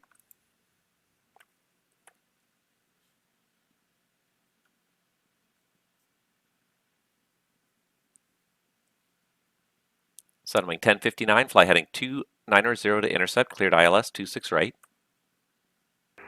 Fly heading 290 to intercept, cleared ILS for runway 26 right, Sunwing 1059. Air Canada 1061, descend 5,000. Descend 5,000, Air Canada 1061. Oh, he even says Fife. I heard that. I heard the Fife. I gave it to the wrong plane here. Okay, he's going to 16,000. That's fine.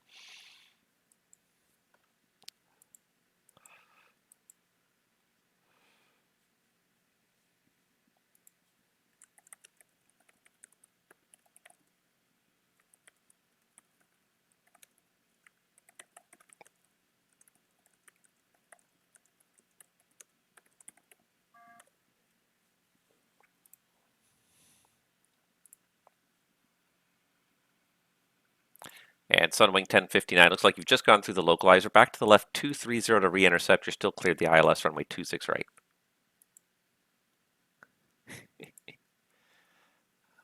Flying 230 to intercept, cleared ILS for runway 26 right, Sunwing 1059.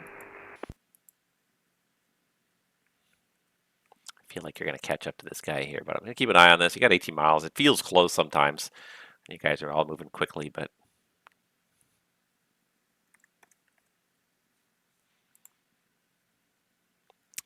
Okay. Good. He's coming back around. Now I think he's going to be fine. You got 30 knots on. Oh, no. Oh, no. I lost him. Oh, no. No. He's still there. He's still there. He's still there. We're good. I lose so many airplanes that way.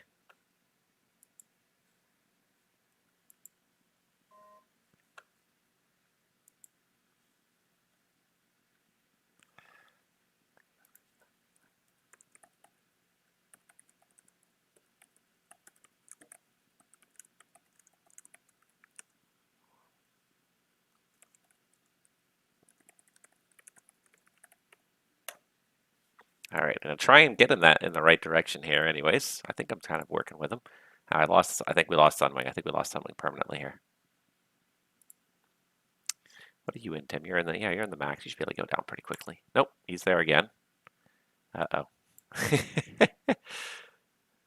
Hopefully he can do this. He's a little bit high still.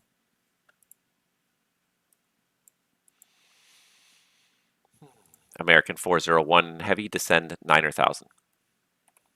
We'll descend 9,000 for American 401. And Air Canada 1061. Start bringing the speed back 210 knots or less, please. 210 or left, Air Canada 1061. Ugh, and he keeps vanishing here. I wonder if he's an X-planer. The frames keep dropping him.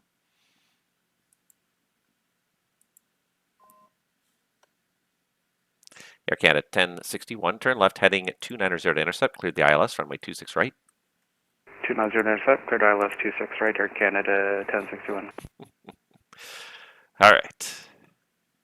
I feel like I'm not going to help this guy taxi, mostly because he's just going to be gone before, or I'm going to leave because it's already 4:30. I really did say I wanted to get out by 4:30. Got to get off here in the next few minutes, so. What is it? Sunwing 1059. Sunwing 1059. The Vancouver winds are light and variable. You're clear to land, runway 26 right. Clear to land, runway 26 right, Sunwing 1059.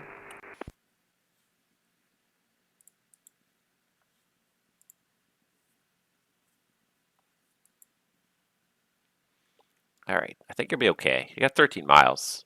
I'm just worried because he keeps vanishing, and I think it's because he's X-plane, which means he's slowing down, which means he's not making the same speed he should be, in theory.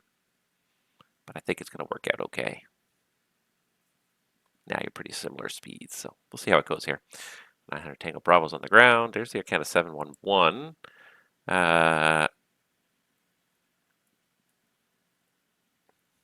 Even if I just help him with little bits, I got him pointed in the right direction. I got him to flightplan.com for charts. I got him to SimBrief for flight planning. Even if things don't go well, I feel like I've hopefully at least built him up a little bit as a pilot. Aniket Gaming 17, hey, welcome to the channel.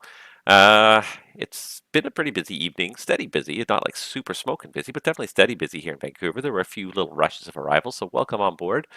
But I think we're just about kind of done. We're wrapping it up.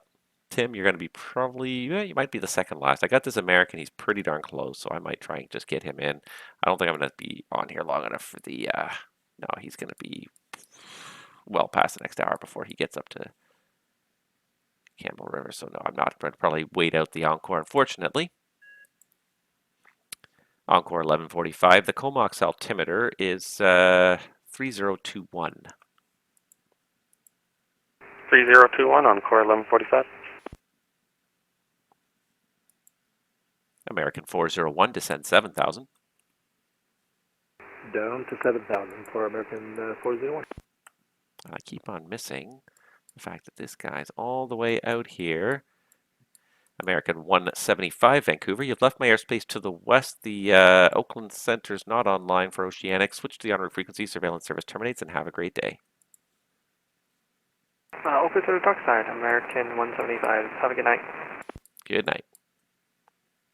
KZAK, Oceanic.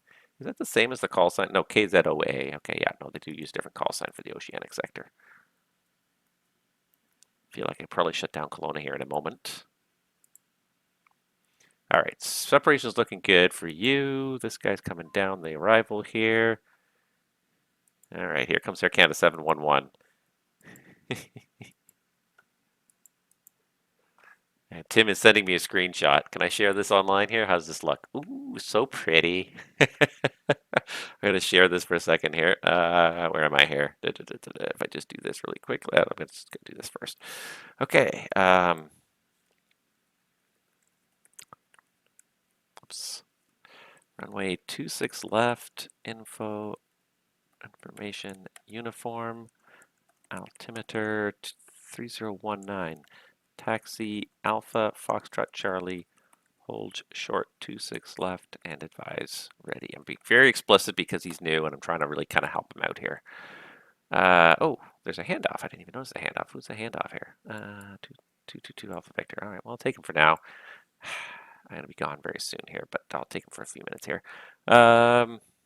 Yeah, sorry, I was going to try and share this here. Sorry. Trying to do stuff too, but here is Tim just shared the screenshot with me of him on the intercept course there.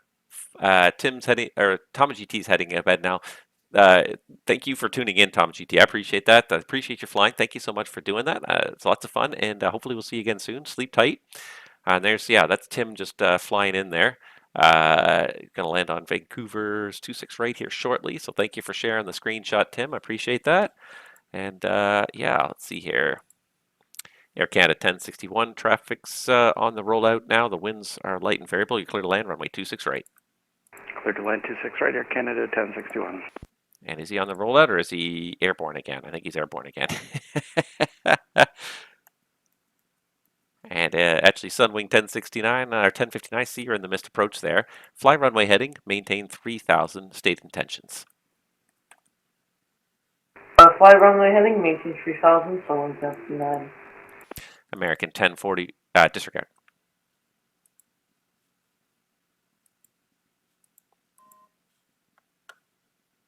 Did I say clear to land? I think I did.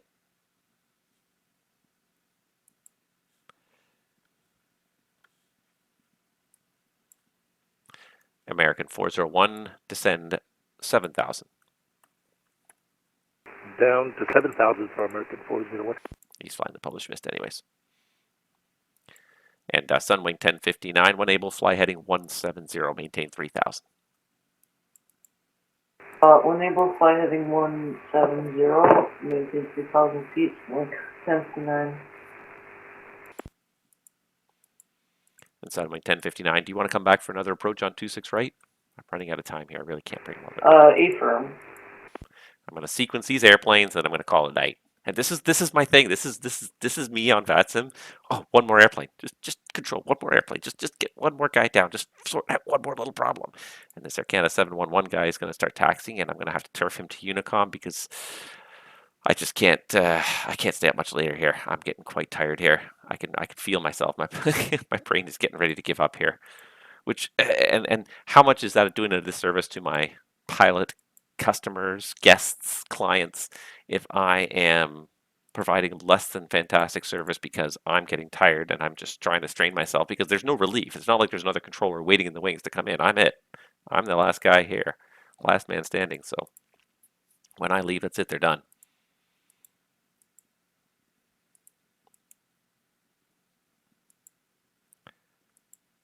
Sunwing 1059, turn left heading 110. Turn left heading 110, Sunwing 1059. Let's try and cut the corner a little bit here. I won't keep it quite a square. Abort, I have some problems. Oh no. Oh no. Ooh, so pretty. Fin 501. Hold on. Tim sent us another screenshot, everybody. Where's my streaming software here? There you go. There he is on final, and they're up ahead. That white light is Sunwing in the mist. They're up ahead. Touchdown, and then I think he touched down. I think he touched down.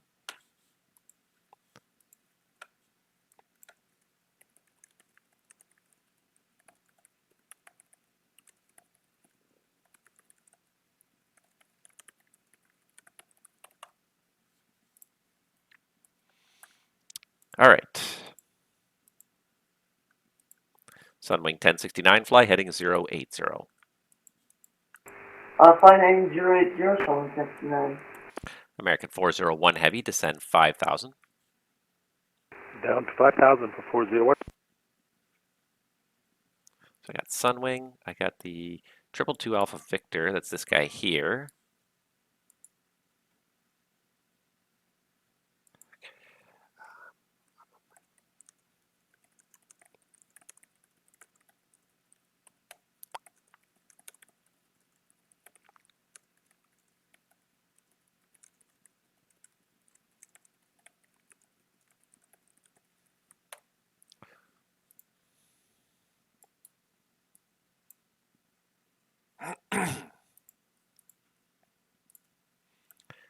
Air Canada 1061, welcome to Vancouver.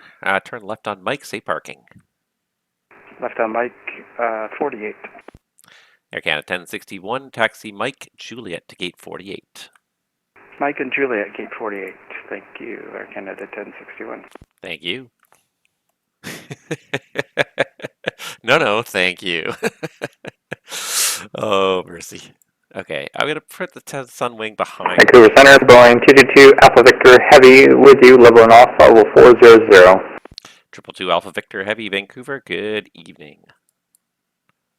All right, just going to get these last two guys sequenced, and then I'm going to pull the plug. Timber, thank you.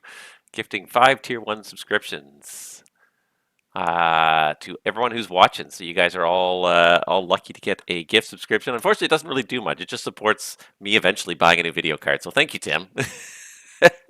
Thank you to the rest of you for being here to support Tim and trying to get me some gift subscriptions, and I appreciate that. Like I've been trying to get this video card, and I've saved up like about $250, I think almost $300 now, just little bits at a time. But like I don't have the money really to spend for myself. American 401 to send 3,000 at Goreg, cleared the ILS 26 right.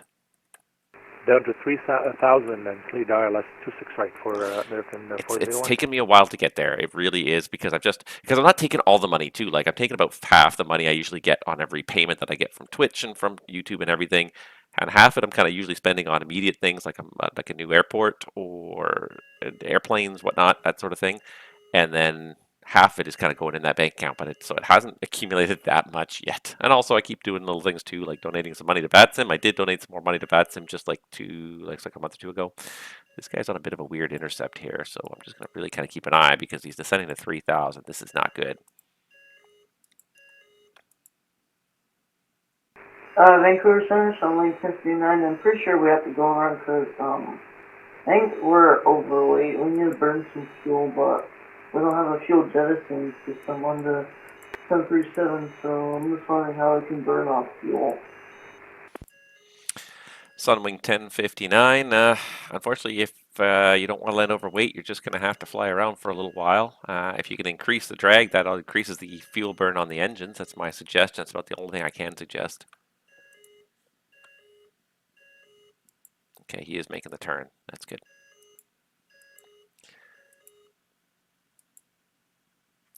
So Sunwing 1059, do you want to come back for an approach right now, or do you want to continue flying around for a little bit to burn some gas? We'll continue flying. We'll continue flying like a circle to burn some fuel. Sunwing 1059. And Sunwing 1059, would you like to do a hold at Goreg until you're ready to do the approach? Yes, please. All right. Sunwing 1059, you're a little bit close right now, but your hold clearance is, you're cleared to Goreg to hold. Actually, stand by one. Just give me 1 second here. Is there a published hold at Goreg? I would think maybe there is, but maybe there isn't. I don't know. So let's just have a quick little look-see here. Real quick, because I don't know if there's a published hold at Goreg. Sometimes there is, sometimes there's not. I wouldn't think there probably is, because they wouldn't really want you holding at Goreg. No, I didn't think so. Okay. All right, Sunwing 1059. You're cleared direct Goreg to hold inbound on the local. Hold east inbound on the localizer. Left turns, and for the hold, climb to 6,000 just in case anybody else does do an approach in Vancouver. They can get underneath you. And I forgot to give him an EFC. Direct to Goragan and hold is the crew climb to 6,000 feet following 1059. Sunwing 1059, that's correct. I'd give you an EFC of, let's say, expect further clearance at 0530 Zulu. I'm going to be gone long before that, so you can hold as long as you like. Okay, thank you. American 401, the Vancouver winds are light and variable. You're clear to land, runway 26 right.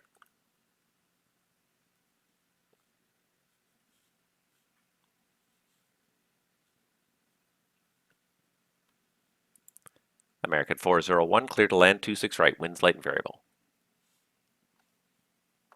Hello? Hello? Is this thing on? American 401, Vancouver?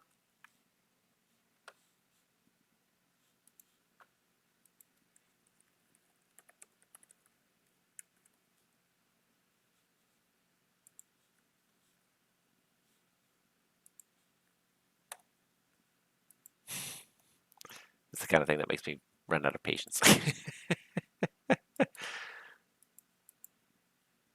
All right, so who else do I have in my airspace here? So Encore, 222 Alpha Victor. I never dropped you, but you are on the ground, so I'm going to drop you now. All right. Encore 1145. I can give you the Port Hardy weather if you'd like to copy it. Roger, I'll take it. Encore 1145, thanks. All right, Encore 1145, the 0400 weather at Port Hardy, so this is 48 minutes ago. The winds there showing 270 magnetic at 4, wind it's variable from 250 around to 320. 15 miles visibility, few at 18,000, few at 21,000, temperature 7, dew point 6, altimeter 3028.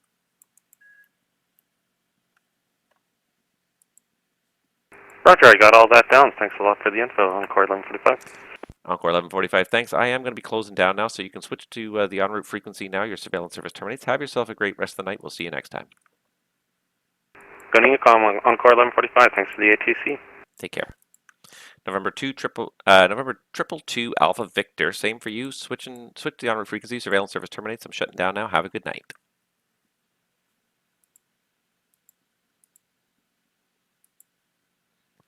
November 222 Alpha Victor. Go ahead for Bounty Alpha Victor Heavy. November 222 Alpha Victor. I'm going to be shutting down now, so you can switch to the en route frequency. Surveillance service terminates. Have yourself a great night. We'll see you next time. Alright, we're Unicom 22 Bounty Alpha Victor Heavy. Thanks, Chief. Take care. Take care. And Sunwing 1059, I don't currently have any aircraft inbound to Vancouver. Let me just have a real quick look on the VATSIM here just for your benefit. I've got nobody inbound right now, so you can hold as long as you need, and you can switch en route frequency. Surveillance service terminates. Good night. Roger, switching over to Unicom, what's 2.8? Have a good night. And if you're sleeping, have a good sleep. Going 10 Thank you very much.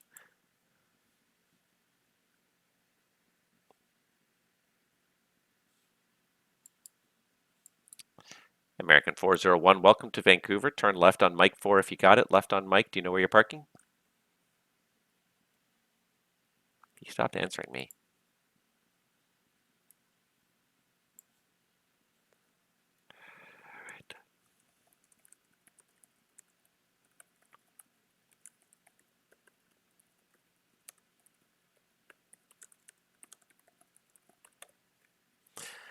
And if any other aircraft are still on the Vancouver Centre frequency, Vancouver Centre is now closed. Switch to the en route frequency and have a great night.